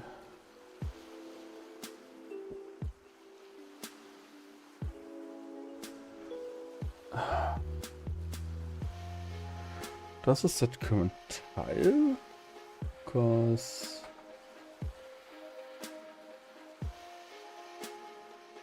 what exactly nulls out over here? That one.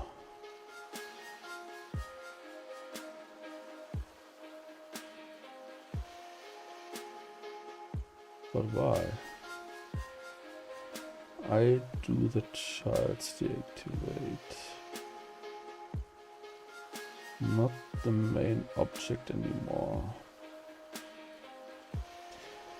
Let's continue. Oh yeah. Then I should actually, if I call that one first, it should work. Without the error at least.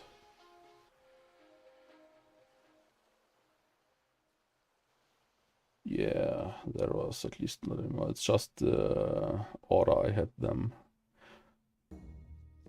But so the tiles don't get away. And then U1 stays blocked.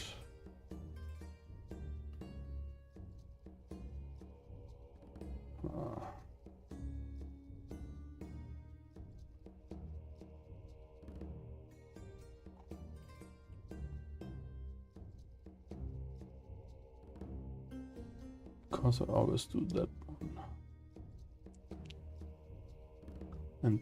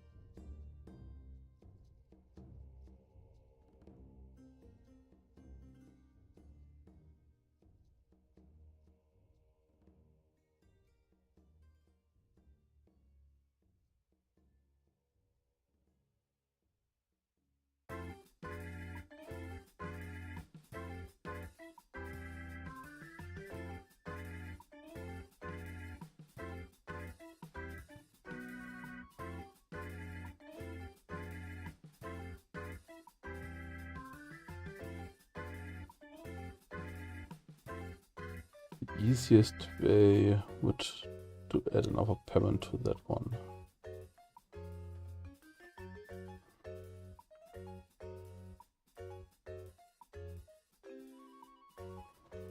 Because then I could enable and disable the parent and all our stuff should just work.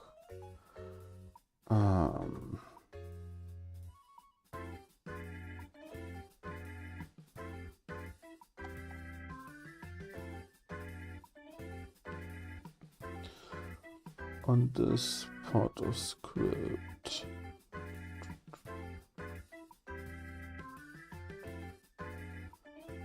all of that stuff gets enabled. What is that order again?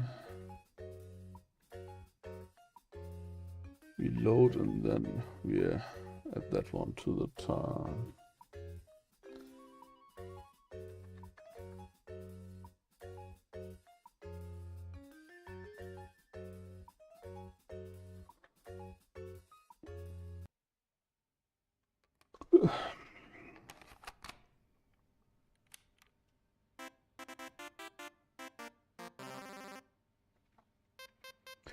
Then actually, if we condense that one into just one line, it would be easier. Because then we could say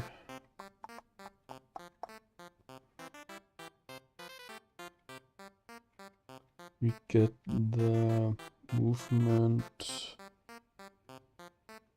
in here. And if it's null, which we default to, it just resets everything. And yeah, I guess that's the best choice. Let's do it like that.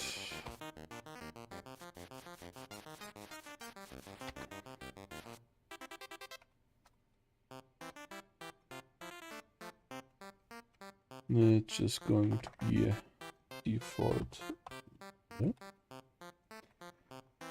So if kinda we want that underline before because we want to check is the submitted one is null. We will set u to null and then we are going to add that one, remove the if statement, and that both of them false.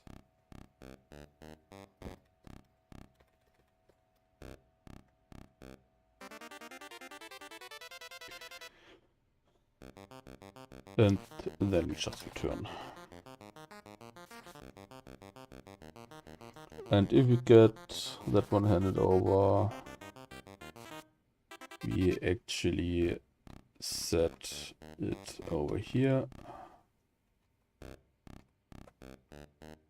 And everything should be fine.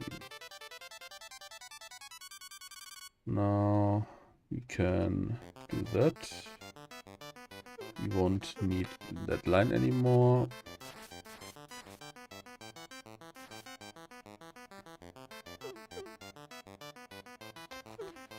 And same with that, so I actually wouldn't need to save that one anymore. Let's adapt that. Oops.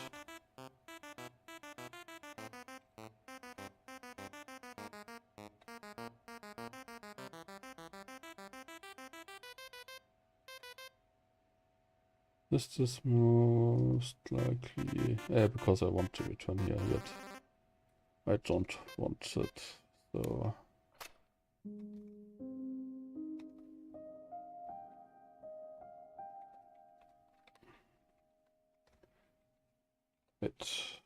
one line. Missed one line, I have to replace all three of them. Now the movement should actually work like before.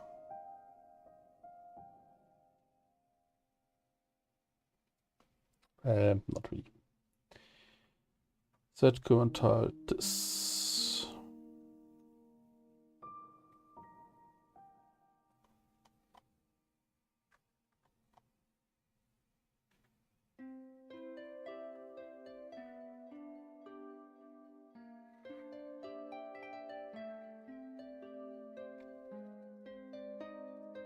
Never mind. Did the step wrong again?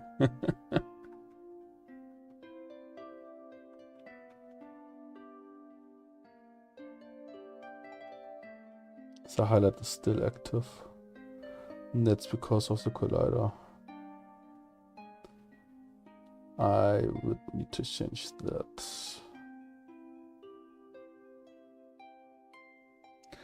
But actually that would be fairly easy.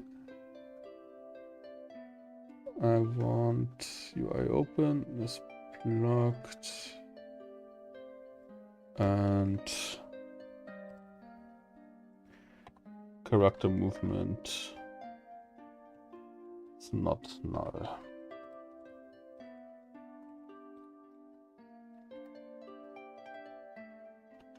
Because then I shouldn't be able to do anything while I'm moving.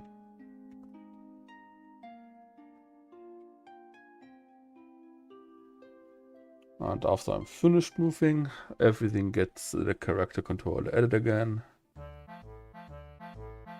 Yeah, that's exactly what I want. Now if I change the room,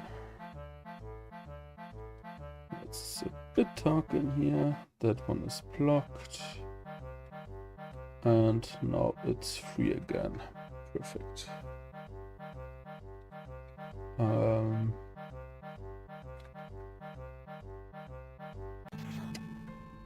Still though the detection node doesn't appear anymore.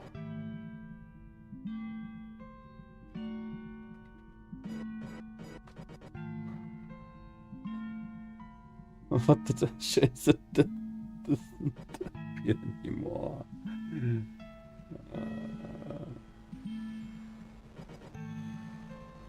Well, it's a lot of stuff to think about, but if you get in the mindset, the only hard or challenging part is to get your head around possible issues and how to fix them. At least if the answer isn't straightforward. Now over here. Highlighter. Do all that stuff. Spawn item. Did I?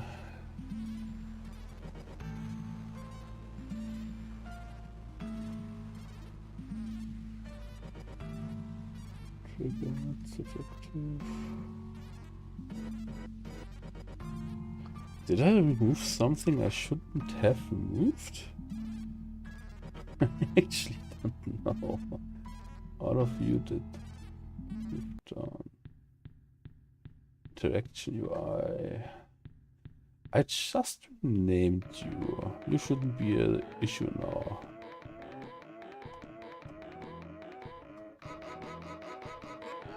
But you default to null, so I have to assign you anywhere.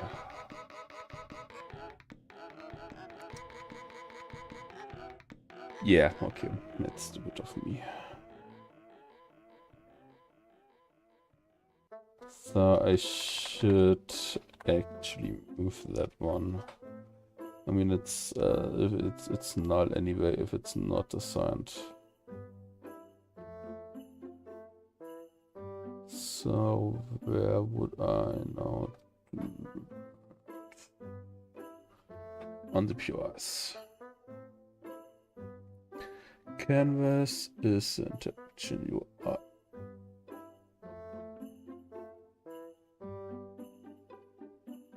Actually not. Match? No.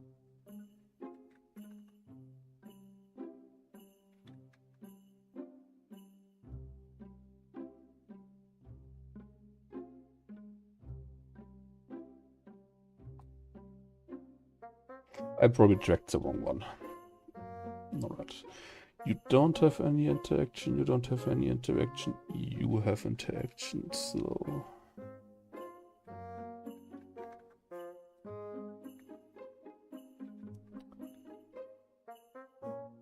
And you...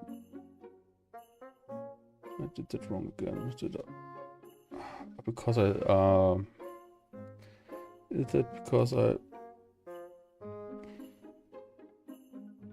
Why are you doing it? Why are you so stupid?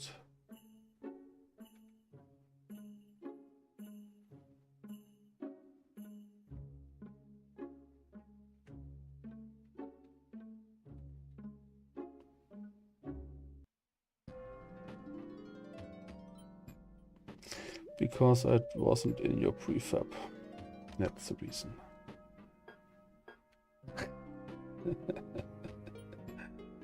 Alright, now I should see the interaction points again. That's fine. Now we have a table over there. We hit a tile. Let's see the first room that spawned. We hit actual multiple tiles.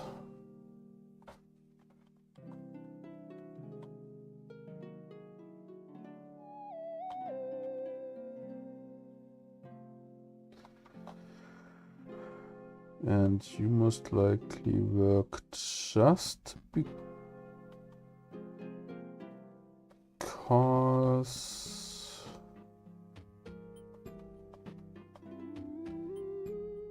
how do you actually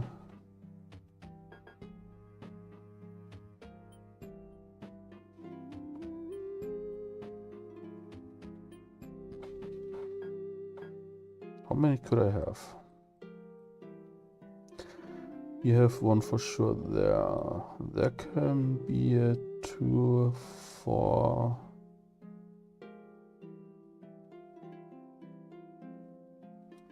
So actually, how many times did I get it? 8 times. 2, 4, 5.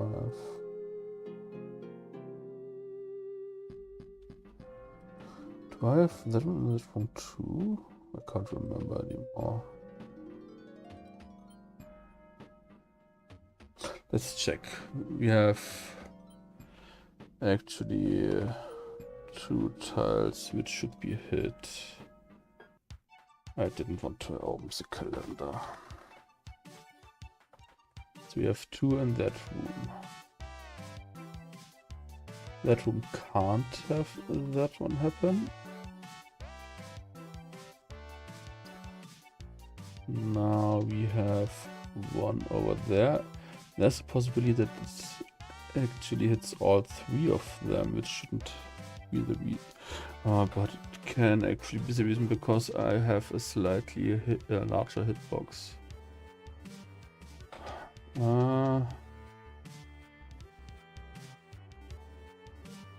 Alright, then I have to take notes differently.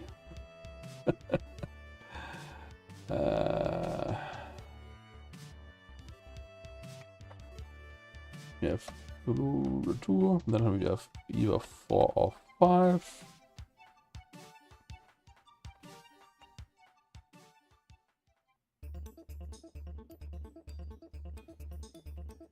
Right. You can have actually 1, 2, 3, 4 per room. That makes sense. But you can just hit 1 each. So we have 1 more.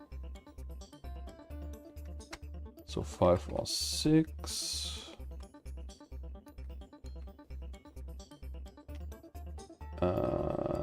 Then we have the next one,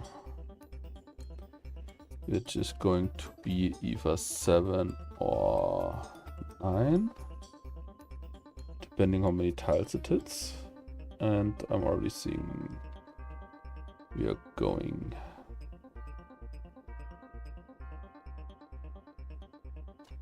Oh, actually can. Oh, because I have them in the middle. That's right. There should 1. Actually 3 or 5. 4, 5 and 9. Then we have a 1 by 1 on each.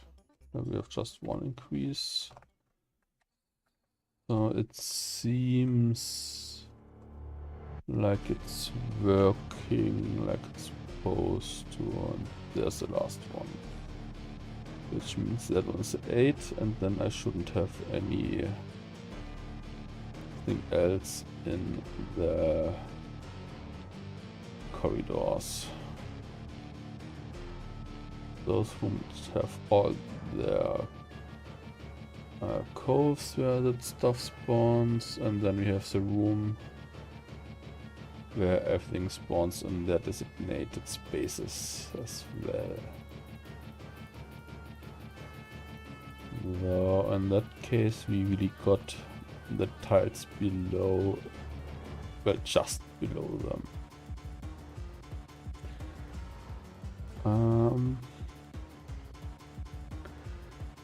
This is actually pretty good, because on the first room it actually counted both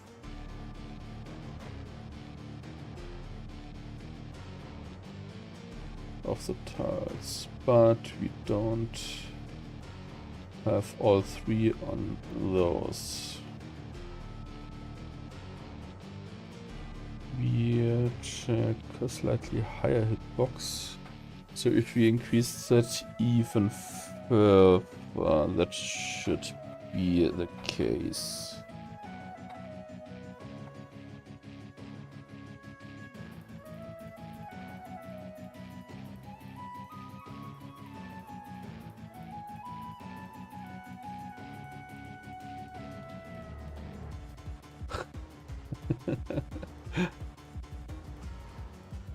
Yeah, the background music is really nice. It's really enjoyable while working on code and stuff like that.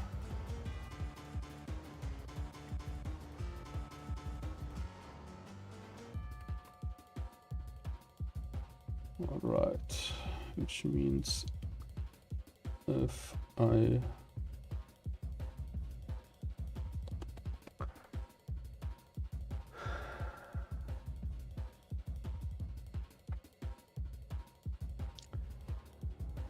let's have a look. We go into the room. Here we are.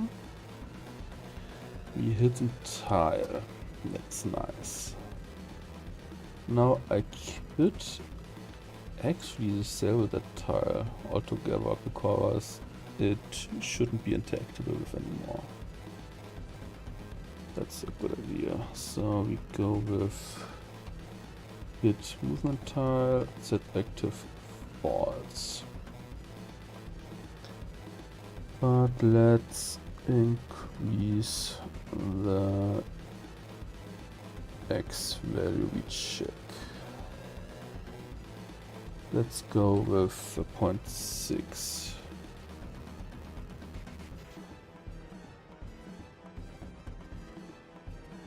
Thank you very much, and have well, a good morning in that case.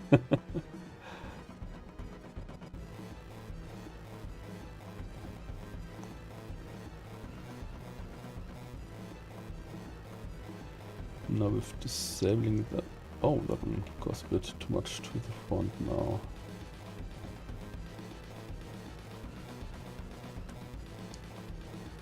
Actually, did I hit the right coordinate? Yeah, it should be the X one. So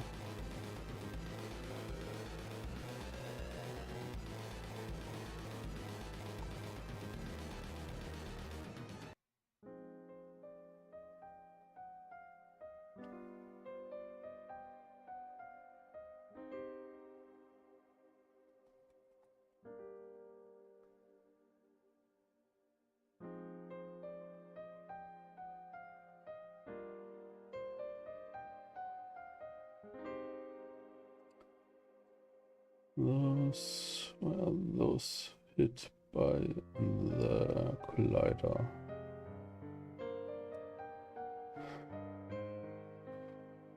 I have to find out that one later. Actually, let's check if I get any of those room I'm looking for. Yeah, I get them.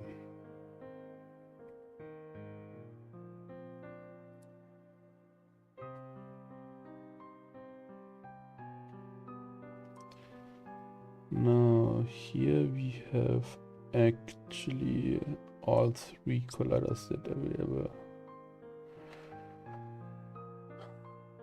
Why though?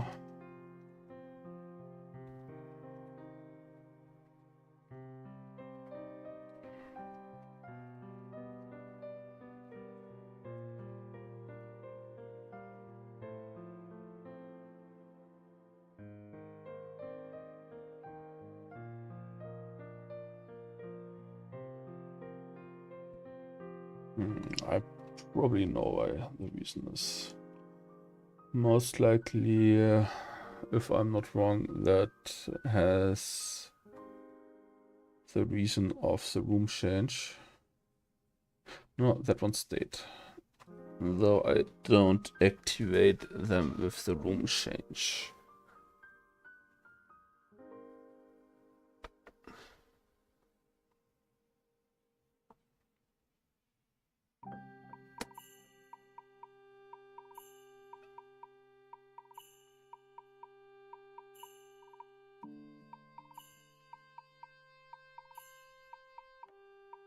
That's what you want.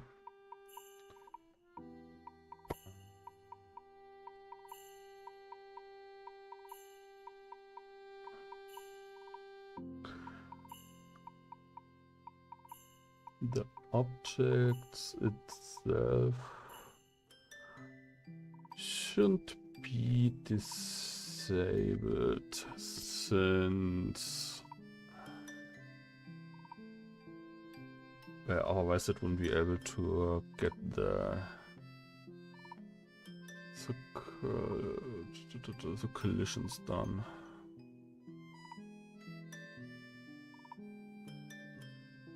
Those collide now too.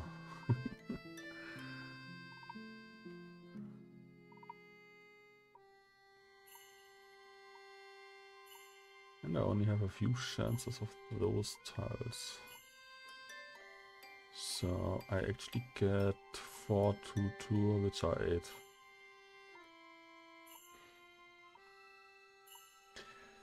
did I count that before correctly just by coincidence?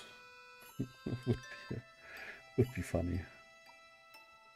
Alright, we go in one of the random rooms. Let's have a look in the floor. G1. You have the stone table. That one is not disabled. It has a script, so that one casts the collider. It checks for the path points, which all are active as well. Which means I don't have to stay in to be in the room for that to happen.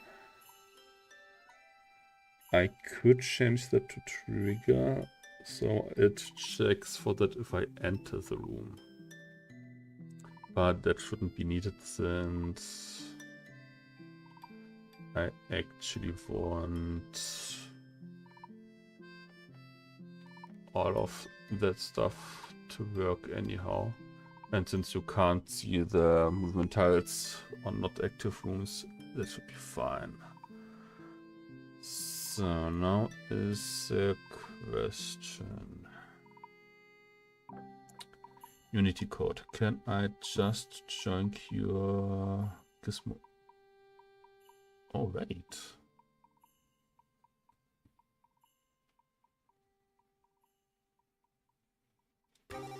What can I have it here? Oh no, I get it. Well, not exactly, but it's kind of helping.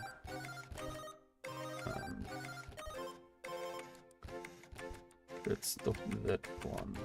Let's get that code copied over. No.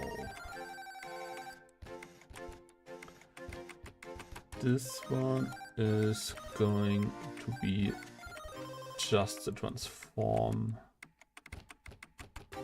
of whatever.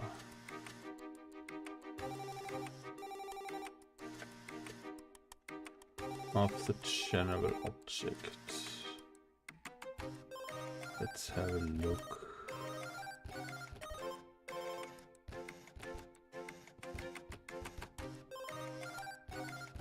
Final activate.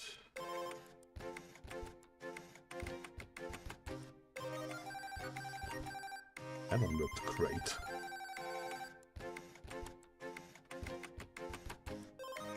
Did not actually just add that on the camera. That's like instead where it's supposed to be.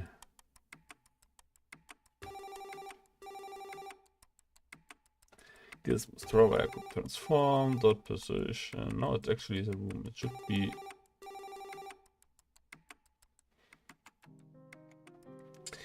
Yeah, actually, never mind.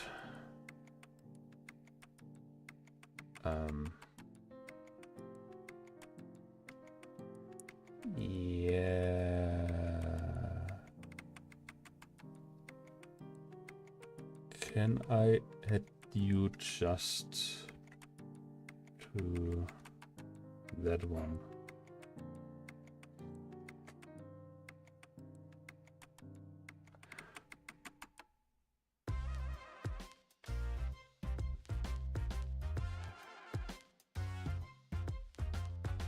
So alright, you don't have to make weird noises.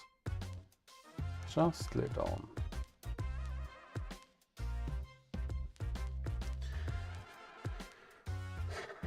Alright, correct. Draw group. We want that one in that position with that vector. And I think I have to provide the rotation then? No. But actually I have to double that, don't I?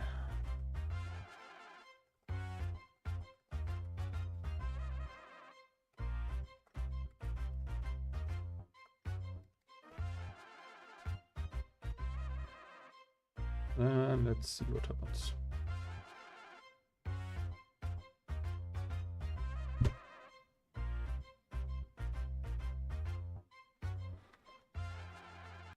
That worked great.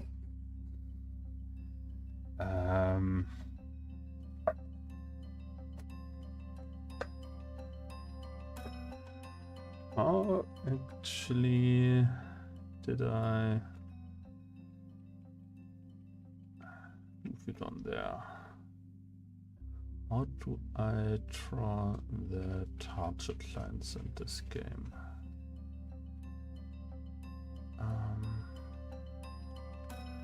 There should also be an... Hello? Symbols on draw gizmos.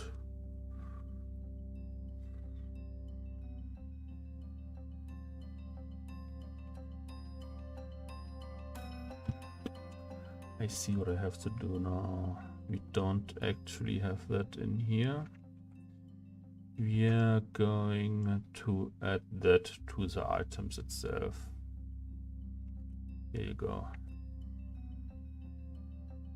And I actually will use this script part and adapt it to the correct value.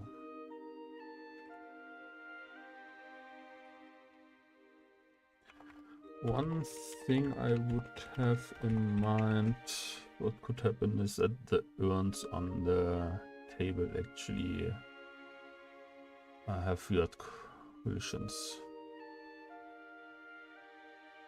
Well,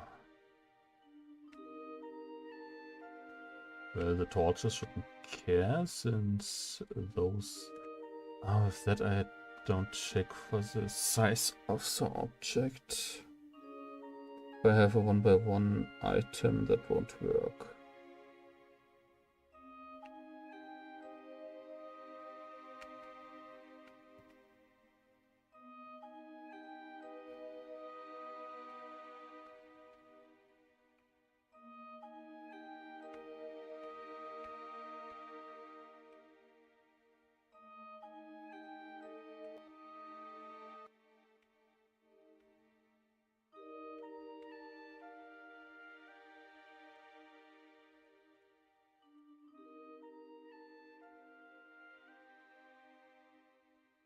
And that one even collides, but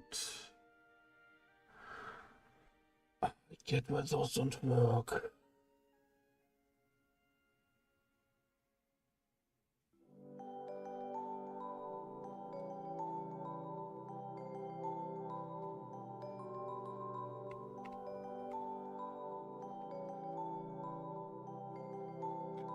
Well, yeah, I guess first we have to fix the collision stuff.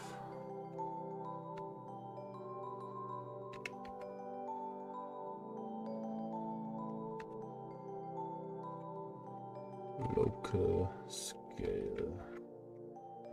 Let's see how that is going to look. And before we do the test run, we have to go into the prefabs again.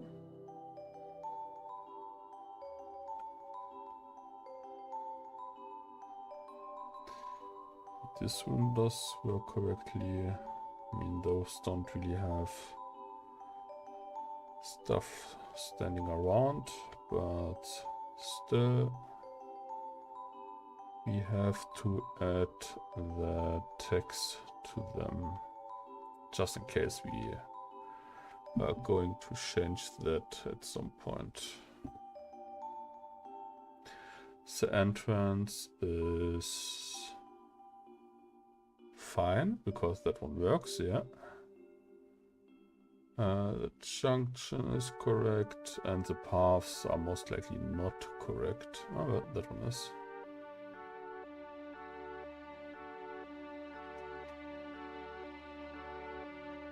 You're fine. But yeah, because you're not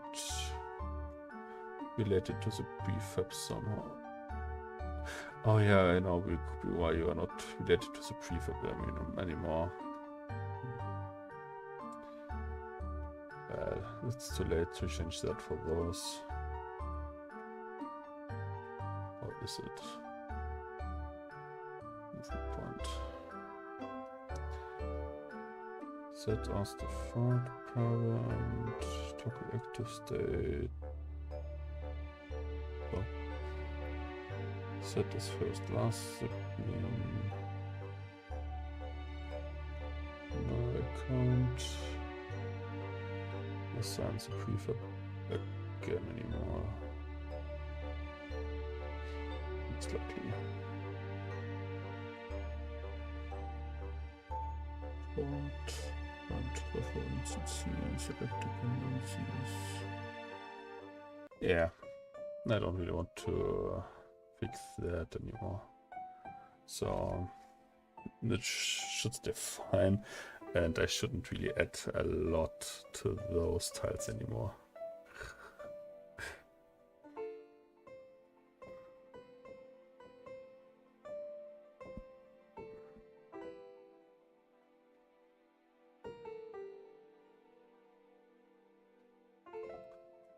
Let's now have a look how the colliders are looking.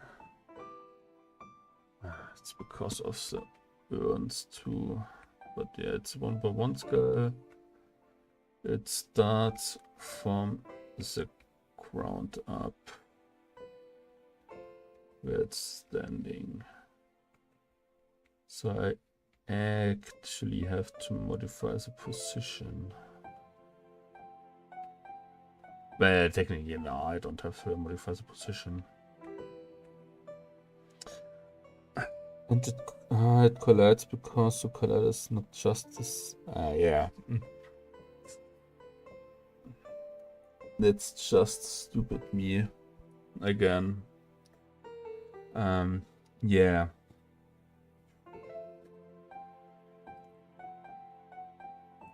So I can remove those gizmos. The error I have is I made that one bigger than it's supposed to be, and it actually shouldn't be bigger. It should be in fact even smaller, or exact the same in that case.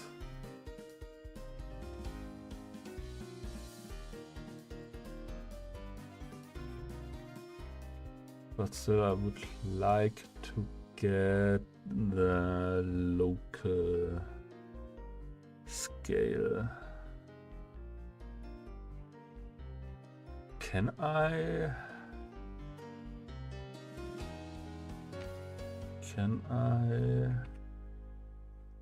Dot local scale dot.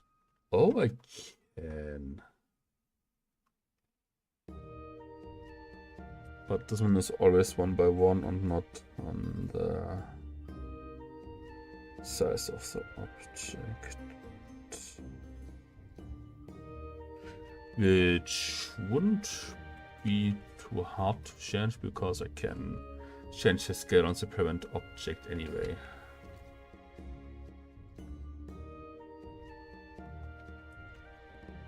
Then we'll just keep the height like it is because that doesn't really matter. And the C value will be that. Now the very important part is going to be that I have the scale roughly the same like the object. And to test that, I will re-add the transfer gizmo. But I will. I actually don't really want that on the child object.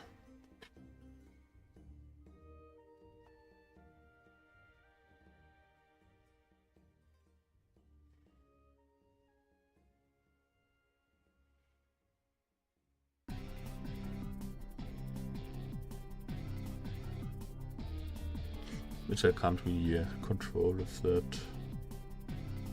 So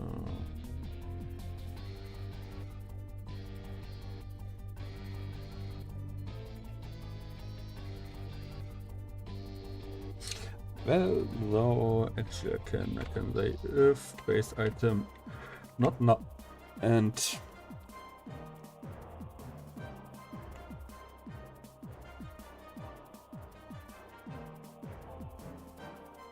no, that doesn't work because it's not actually in that one.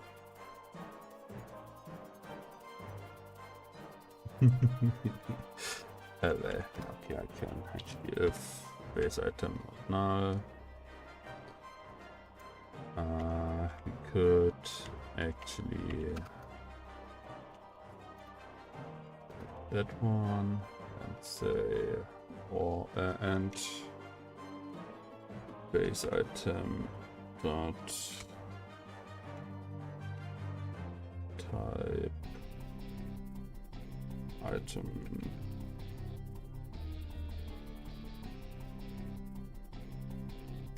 can't do that because it's a private property.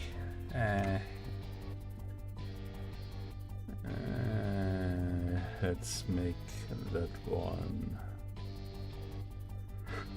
public for a moment.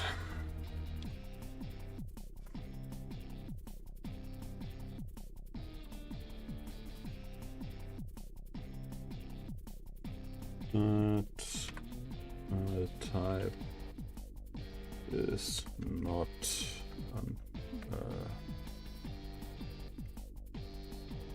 item types.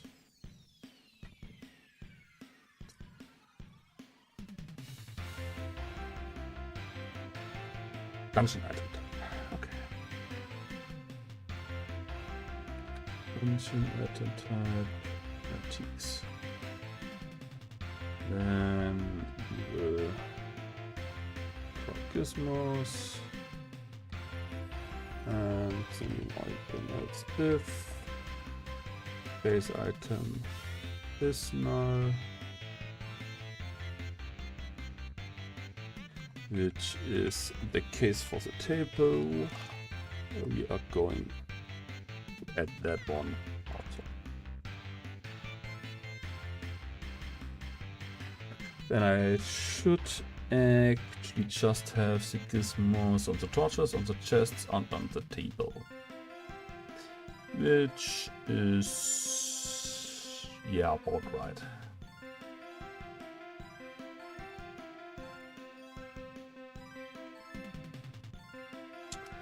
Now we are going to modify the collider. But first off, we have to set the scale correctly. And that's, I would have to do that on each item.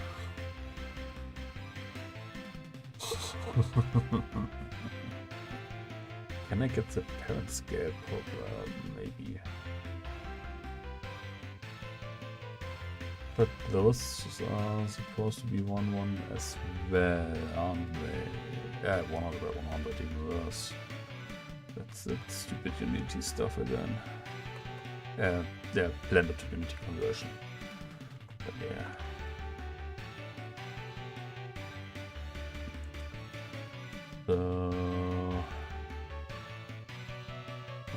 You to be visible, so this is going to be something I have to set up on each item.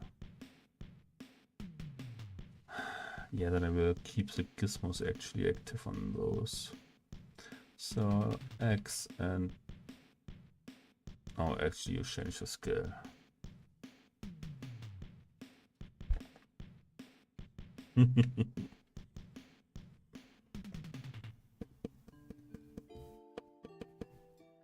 Then I have to save those in a variable. I have to write in the actual size of it.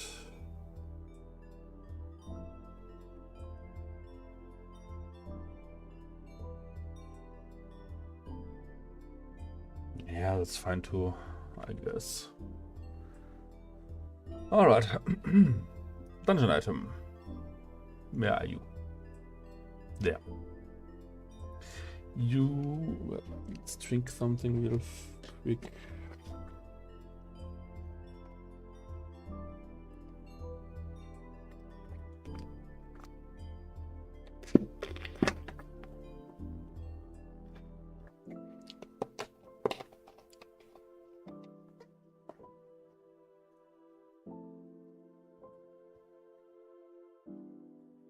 Oh, but we need a public. Let's take a float, which we are going to be calling width, because that's the only thing we need. Except I want to have them longer than 1 turn.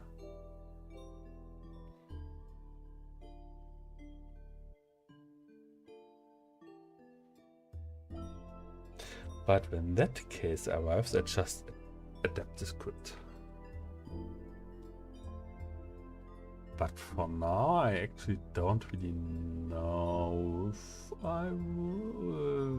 Well, okay, yeah, kinda. Okay, let's add it. Width and length. Alright. Then we have that. Now we go back to the room. I will use item dot width, and C will be item dot. No, wait. Yeah, right. That's the length. Divided by 2, and then we move like 0.1.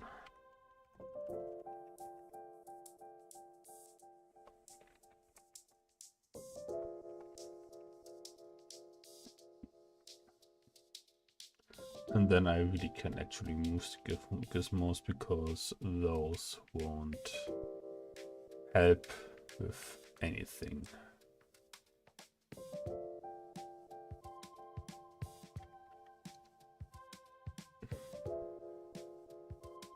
Technically, I could draw the size of those.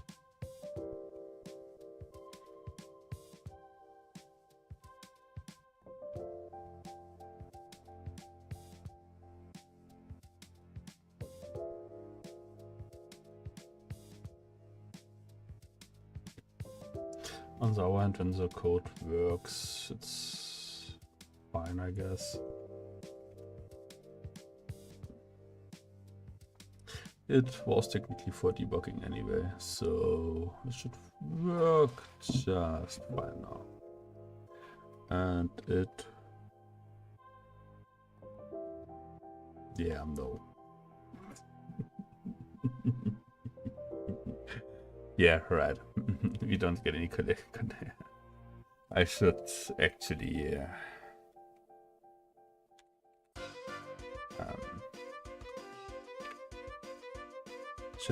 set the width and length, so it's supposed to work. Alright.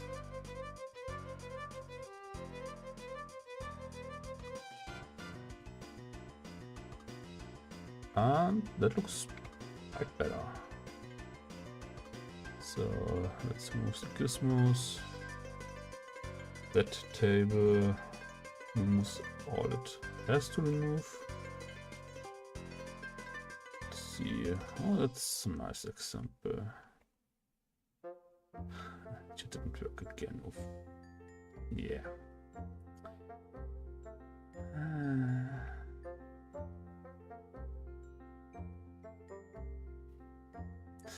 But as I assigned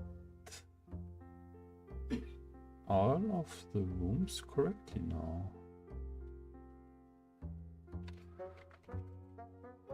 So they have the movement point assigned to them, so it should actually trigger the collider. Nothing is deactivated, so it should... We had a tile just 2 times, so the Ormus didn't do that.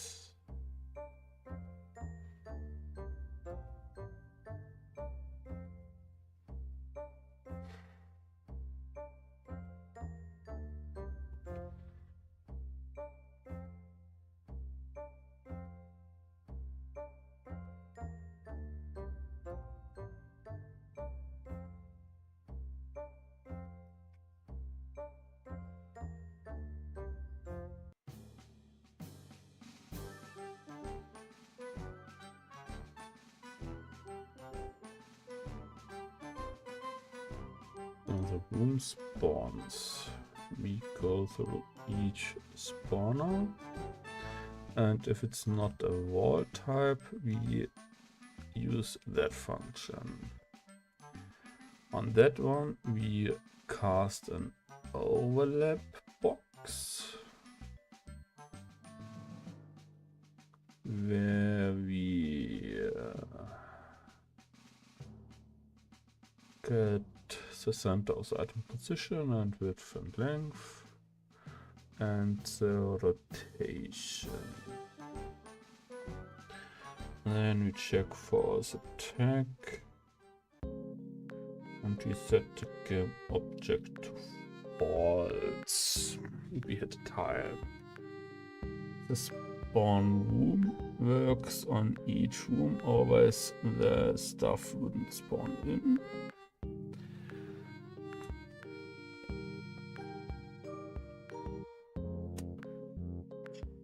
Which would implicate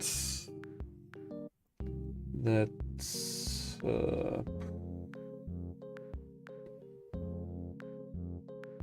placement type is set correctly, so we go into that one.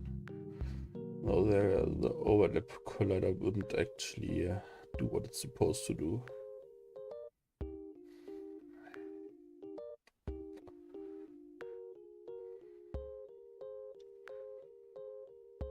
But still all visible.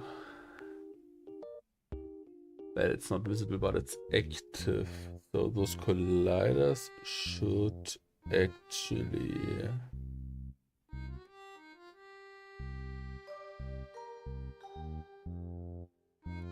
but they don't.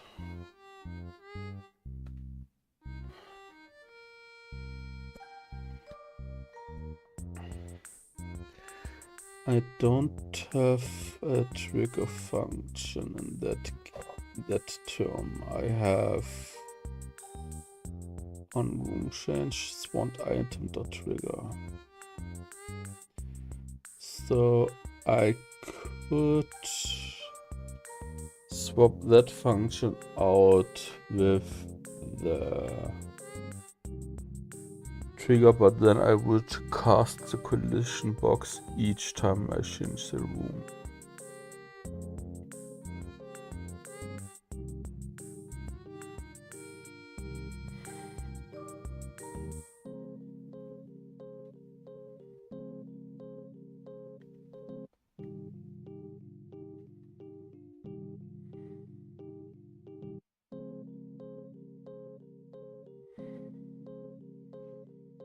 Let's compare the rooms again.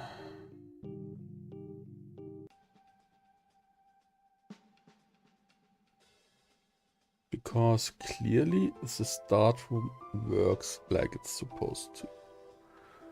Now, if I actually look in the path points, I have 2 of them disabled. That would be those 2. Now,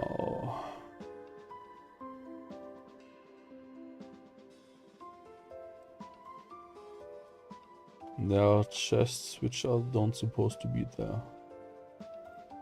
Oh yeah, because I forgot to disable them, that's right.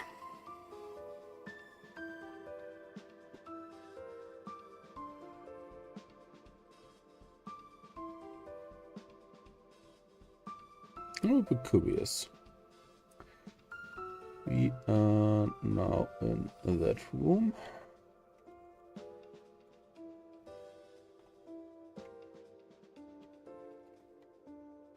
Do we have all path points active? Yeah, we got all of them active.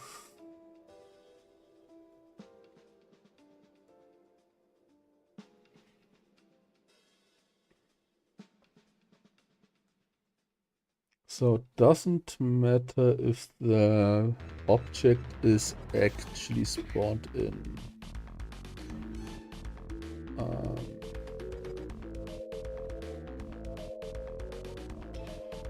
I don't see those over there anymore. That's a good sign too.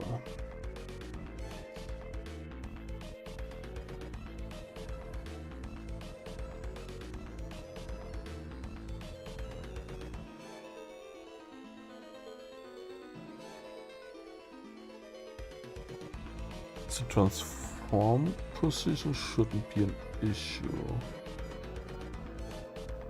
I hope at least.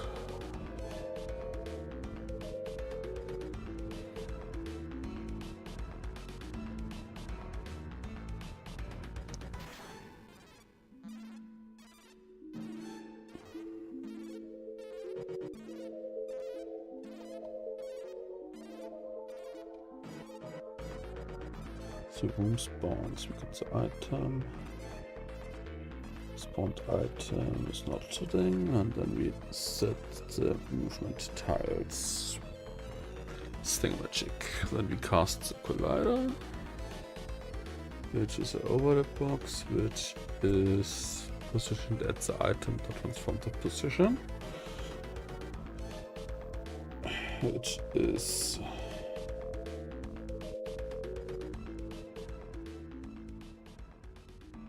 a local or the global transit position?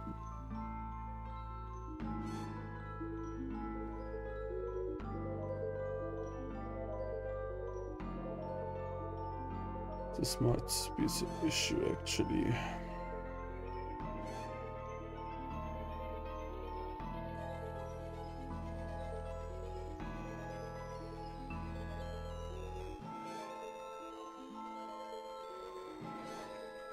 But then I should... Well, no, I don't think so. Because I should have...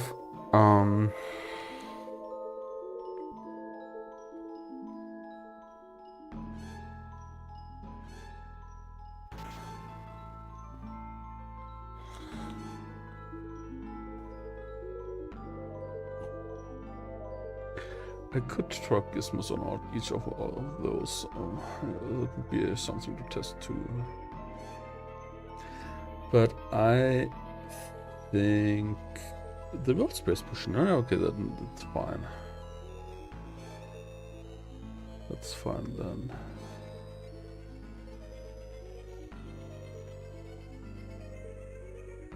The order is correct too, because we add first the movement tiles and after that we spawn the items. So the tiles are already referenced, and even if the tiles wouldn't be referenced, I still cast the collider, which means I should hit the collider of those tiles.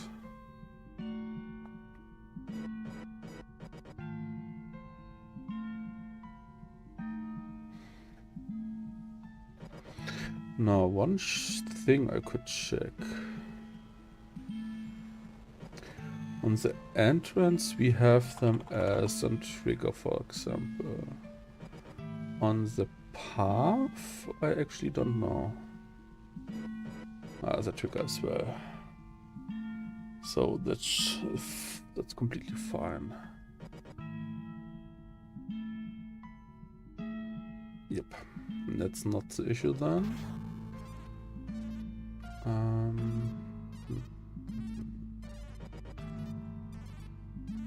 Do we do something on the item when it spawns?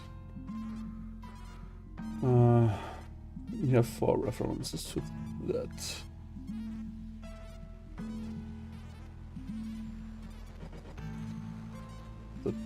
item holder spawns its own items, and that's it. The trigger is then something completely different. And disable special is, yeah, that it disables the items on top. So torches spawn is something different, but it doesn't even have anything to say for that because it's a void.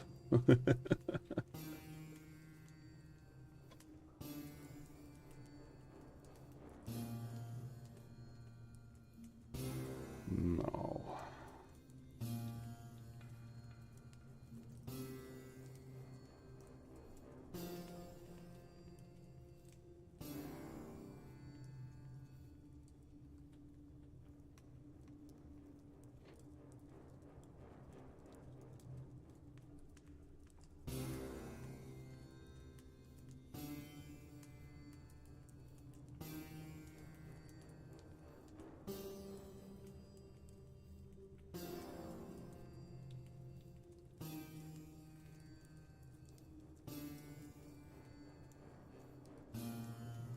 Layer is supposed to be the same as well.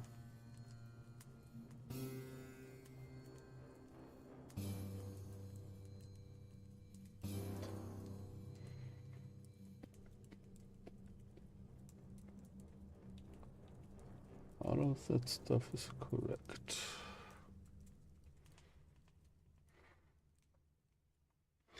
But still it only works on the start room. But the spawn room gets called on each of them.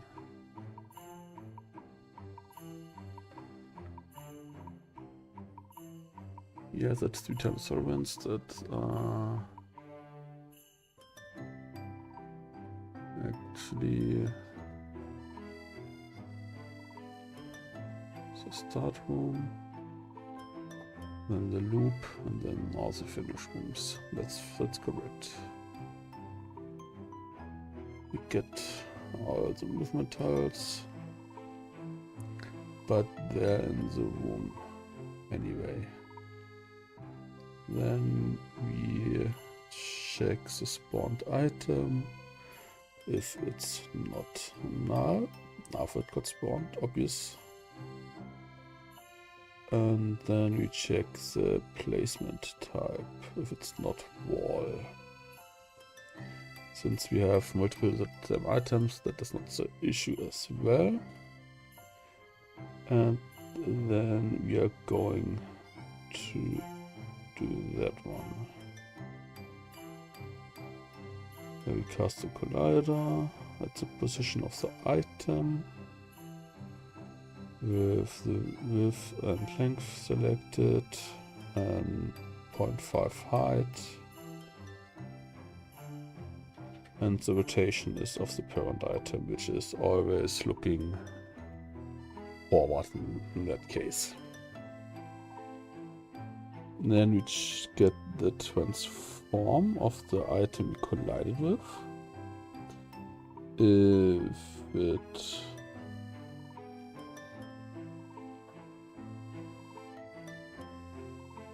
check if that is an effect of air, well, obviously.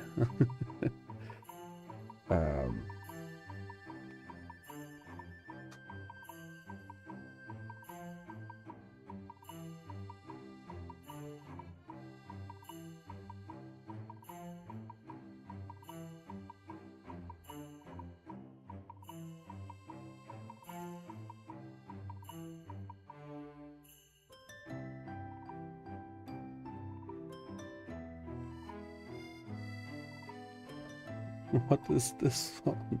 Things. Ah, boy. That fixed nothing. Never mind.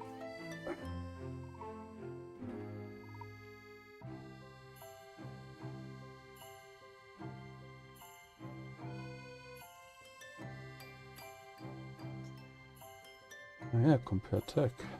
I prefer that one.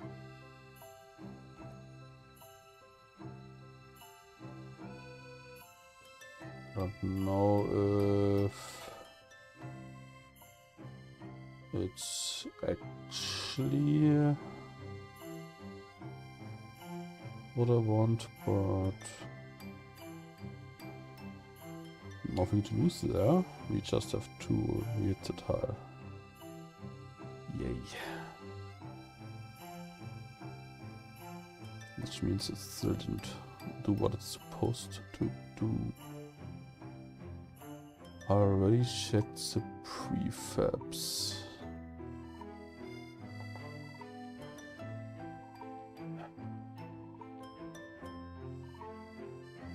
Do colliders still work if they are off screen?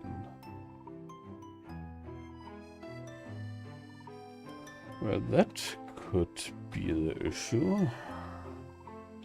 Unity, physics, overlap, whatever. Outside viewport, yeah. Let's see.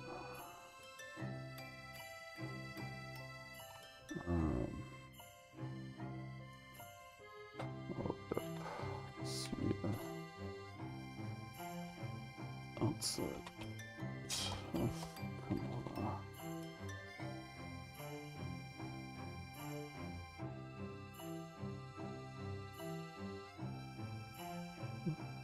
Spawn locations.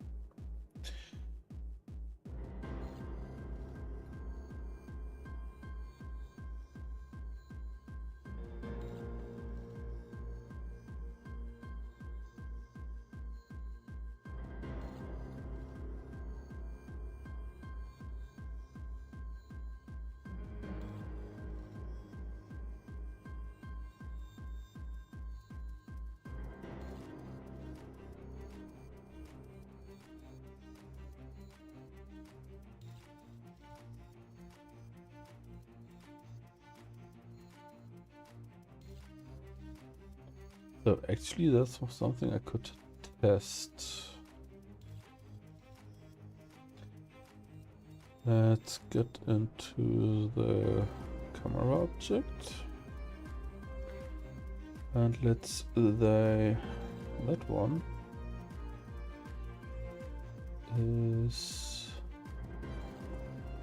even further out. Do I get more rooms with that? Well, enough. But no, that's not the issue. Okay.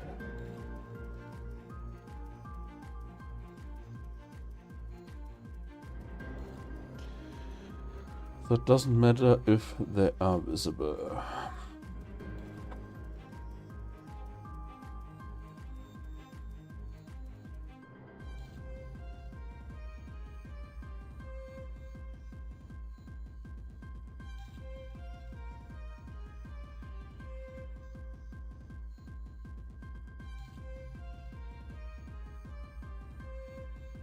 And I also don't disable the script part of that object. So if I go... Actually in that room where I have the chest, well, the chest is invisible though, that can't be the reason.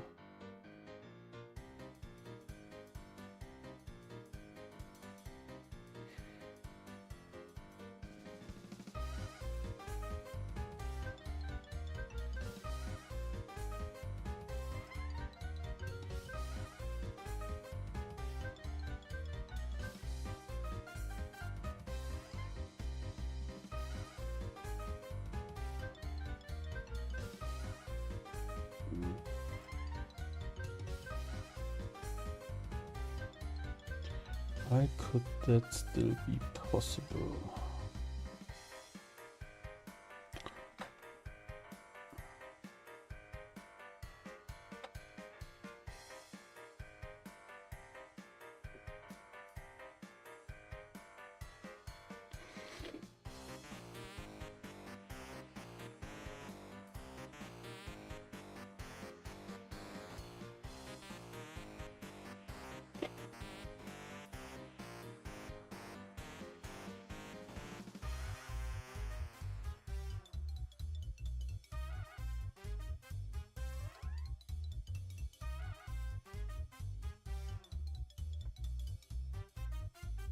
There's something I'm missing, but I don't know what.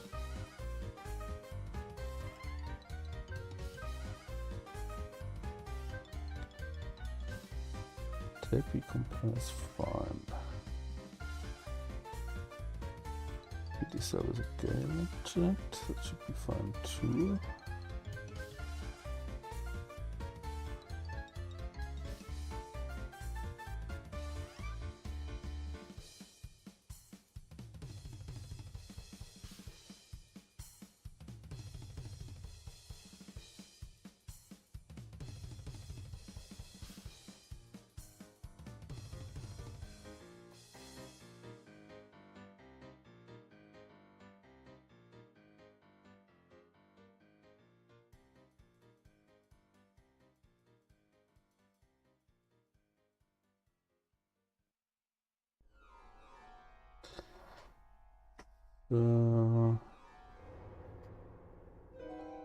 Actually, no, this shouldn't be so easy.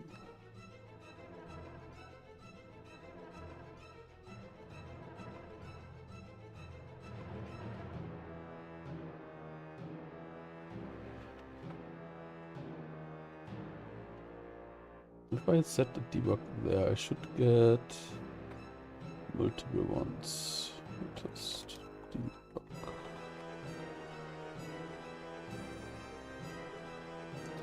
Because that should actually trigger for each of those. Test debug. 28 times. And yeah, because it gets triggered multiple times actually. And there are the last 3 because we have 3 end rooms. Well, no, not really. End room 3 items, that's the correct term. So we have actually a test debug. We didn't spawn at this time with anything there. We have another.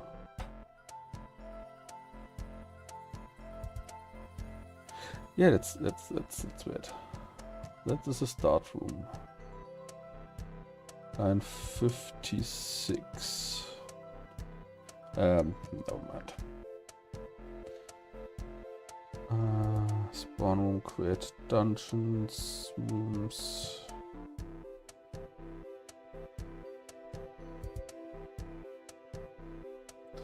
That one should be at 37. Yeah, temp room spawn.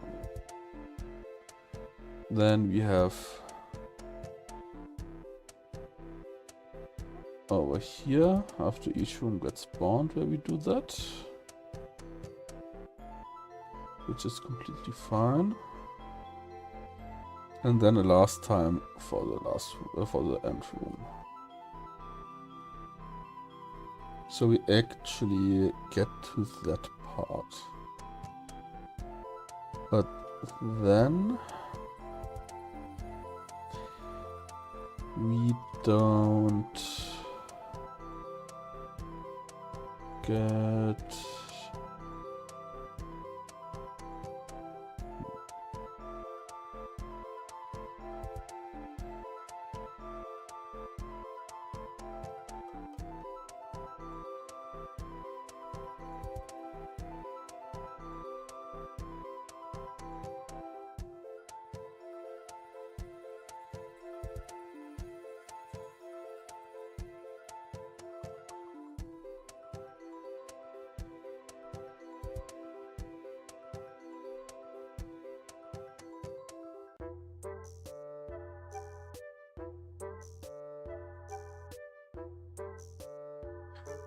Don't get the checks. So it already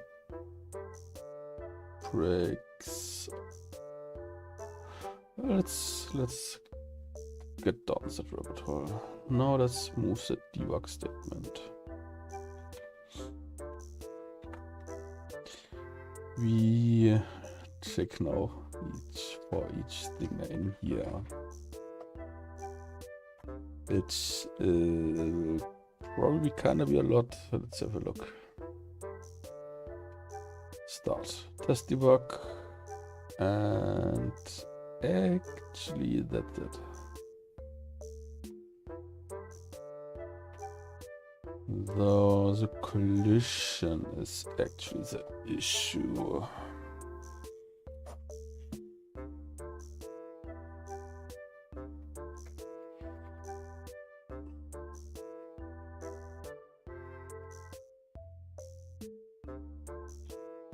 The position where the collision gets created should be completely fine.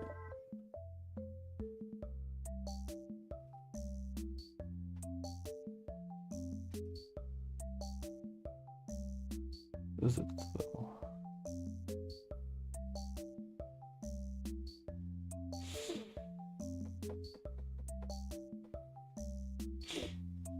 Or is it maybe because I use triggers and triggers only work?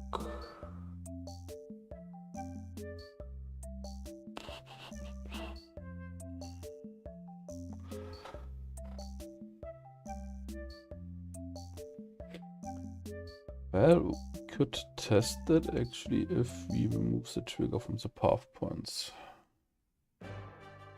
Move it there, then we have to check each room again. You already synchronized with that, and you have to do that manually. No trigger. Same on you.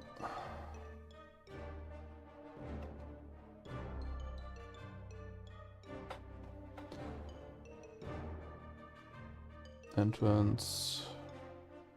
I mean, here the trigger works, but this is a visible area.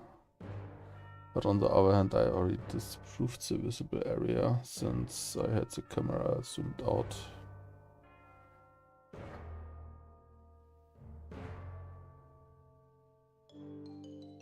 That's a very stupid issue to have.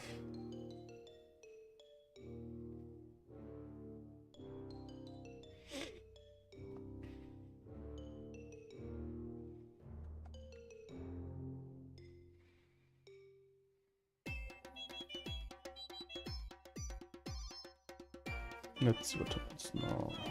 Test debug, hit the tile. That's it.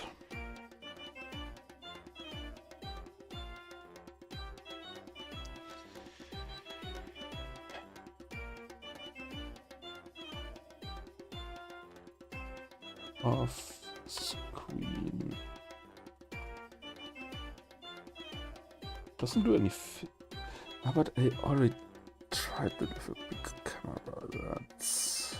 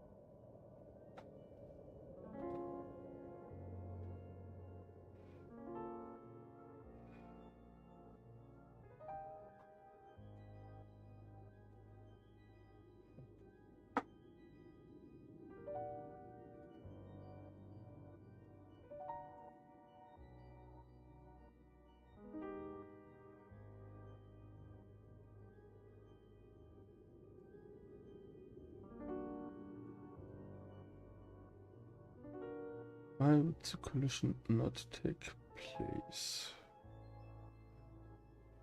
Those tiles are completely fine. They're not disabled, at least not the collision part. Tech is correct.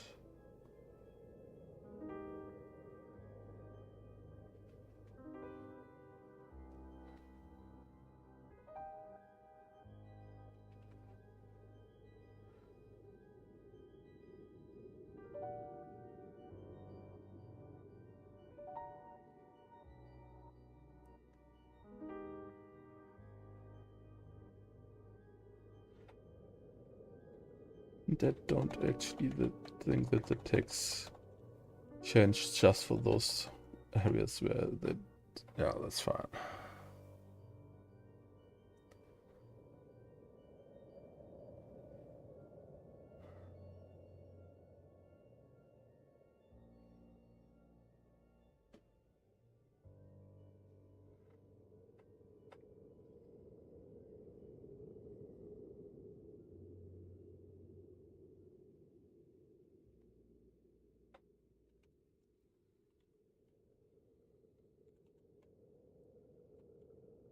Do I have maybe, I mean, this is local, but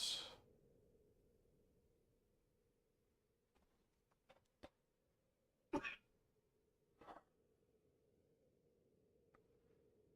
mean, I could try it at least.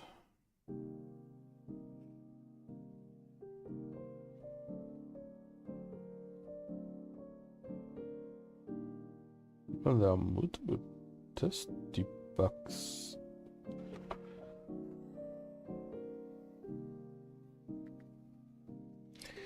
Yeah, it seems to be the issue. Alright. I need to use the local position. The reason why?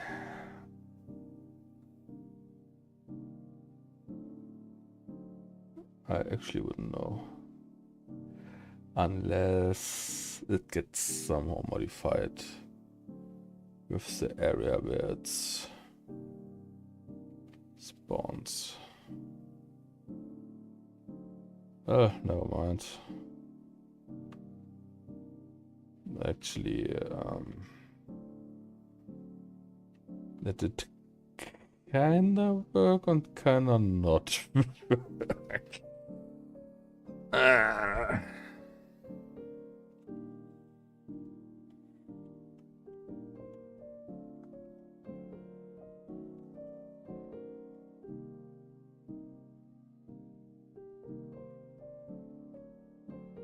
Yeah, because they are now relative to the parent position. Yeah, local doesn't work. What else for properties I could try with? Oh no, I didn't want to erase the whole line. What we only have transform here, alright.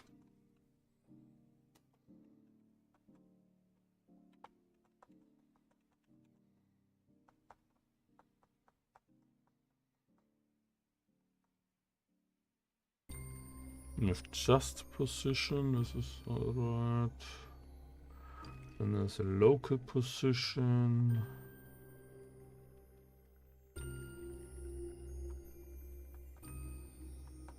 And that's it.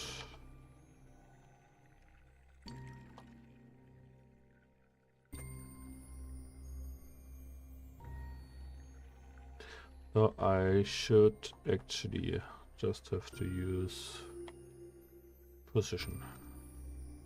Can I do something like that?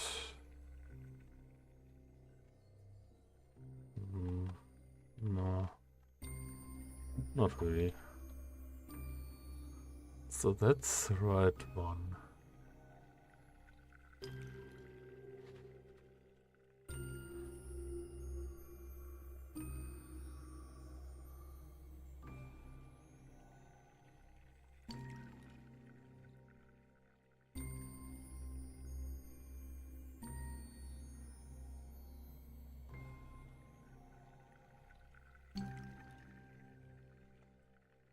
Let's do the following.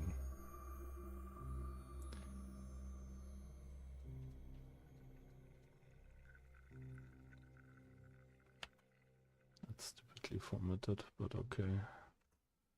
We get the gizmo thingamabob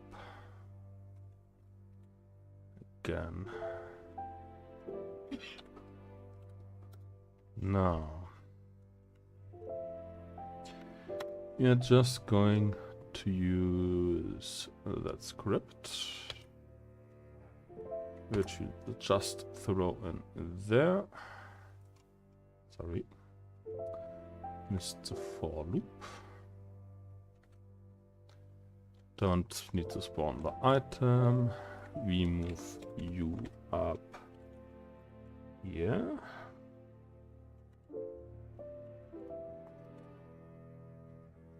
Now I want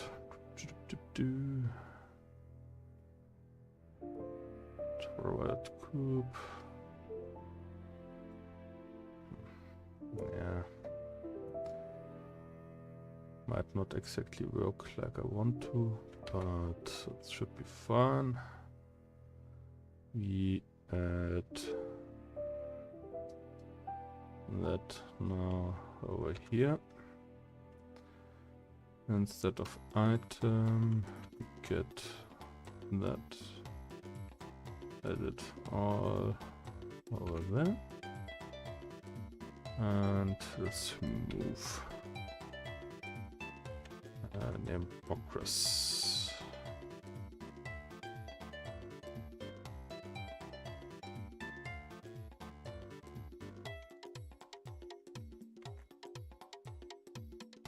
Okay. Whatever you want to do there, Newty. I don't know. So, gizmos, activate. Oh, yeah.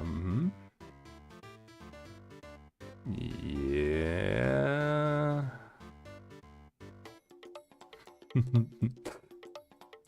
Those are looking interesting. Gotta say. But still, that one should work. And it doesn't.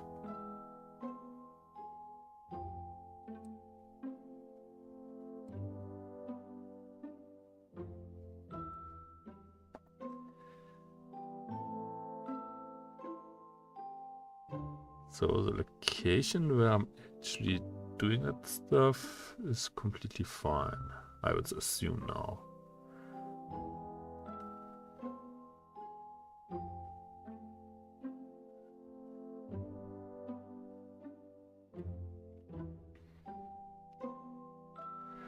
I mean, yeah, those gizmos just takes a half up and it isn't rotated, so it's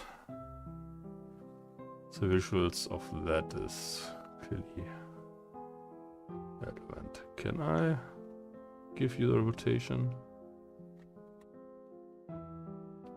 No, you only take those two. So the gizmos are fine.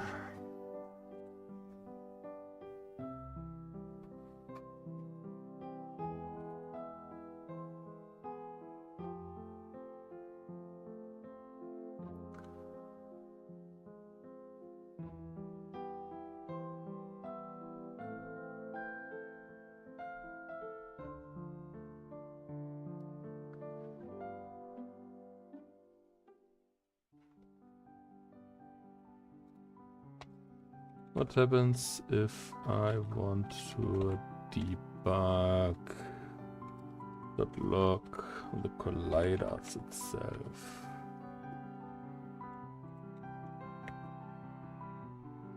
Probably I just get an stupid string out of that. Yeah.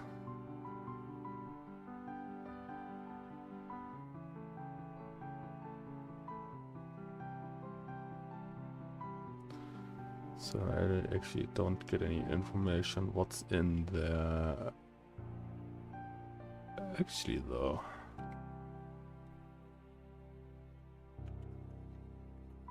Let's get the length. Just out of curiosity. 1 and a lot of zeros. The zeros where I was expecting. Wait a second. I don't have.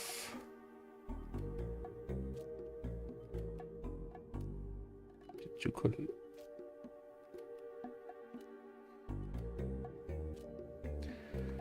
I have one with the length of 1. But I don't see anything. Not.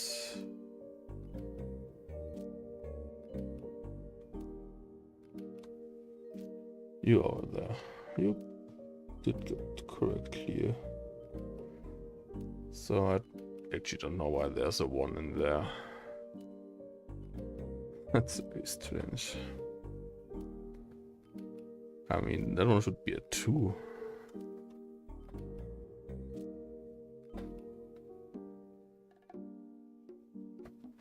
So, actually, that collider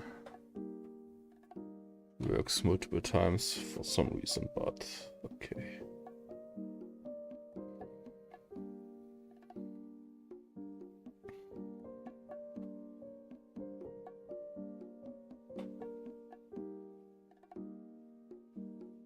I would actually love to know where the third collider is. But yeah. What kind of properties can I exit from that array? True string will most likely not work. Let's have a look. But that isn't going to give me any information. Which is the issue, mainly. So there's definitely an issue with the overlap box.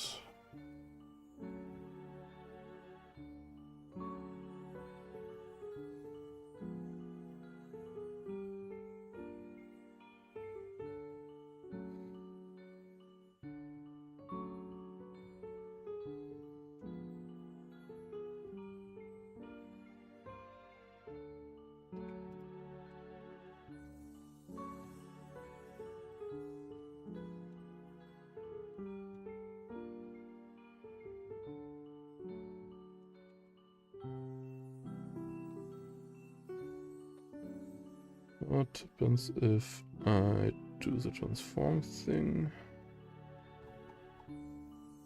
I actually get the transform out of that. And those transform looking mighty fine to me.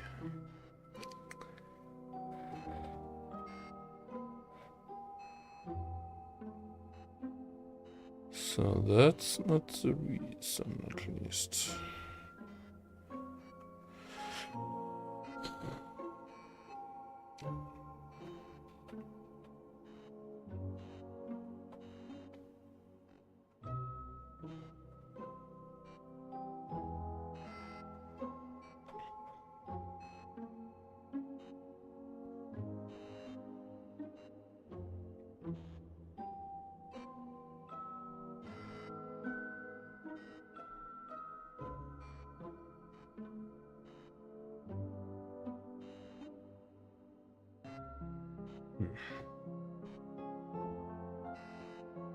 And we have to ask Google a bit more. And our layers, so right. Trigger interactions, I don't care. And the layer mask is completely fine. That should be at least. Colliders that overlap with the given box. Touching or inside of the given box creates a invisible box that defines the exclusion of perpendicular that come in contact with the box. Which Funnily enough, it doesn't do in that case.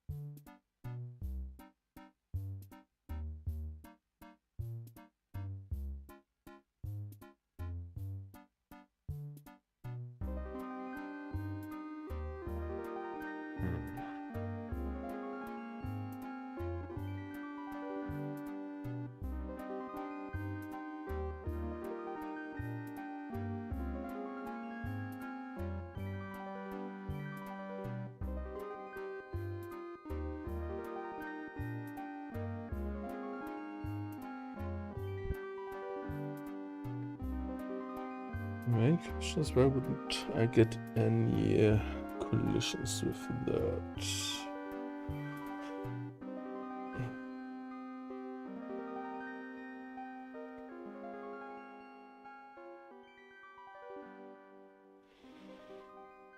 This stuff should also work off screen.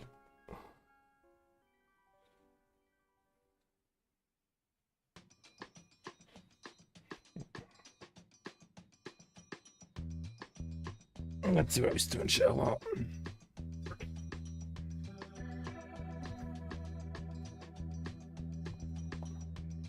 Sit down, Shiro. Oh, good boy.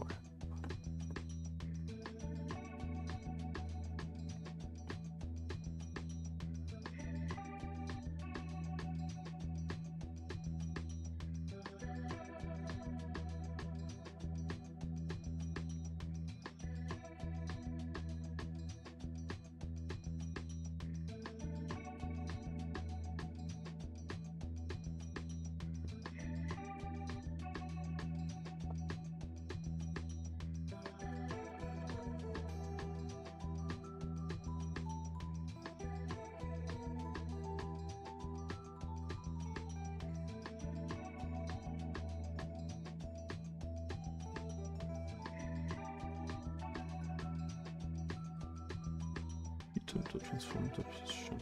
All of that is fine. But I don't get any colliders back. Could that be the reason that it's out of the view, or does it have a certain distance? But on the other hand, this shouldn't be the case. Because then tower defense stuff wouldn't work. You could just stay at one place, Shiro.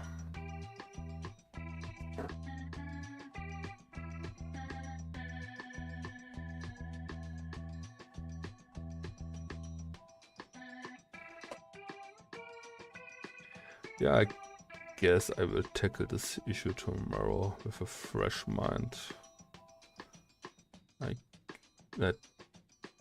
I don't get anywhere with that. Maybe I will do some research what the reason could be. But yeah, I guess that's it for today.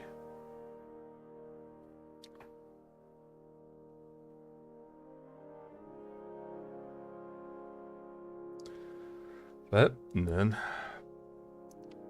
thank everyone who was watching, was chatting, following, liking, and all that kind of stuff. I wish you a good night, a good day, depending on your time zone, and We will see us next time. Bye bye.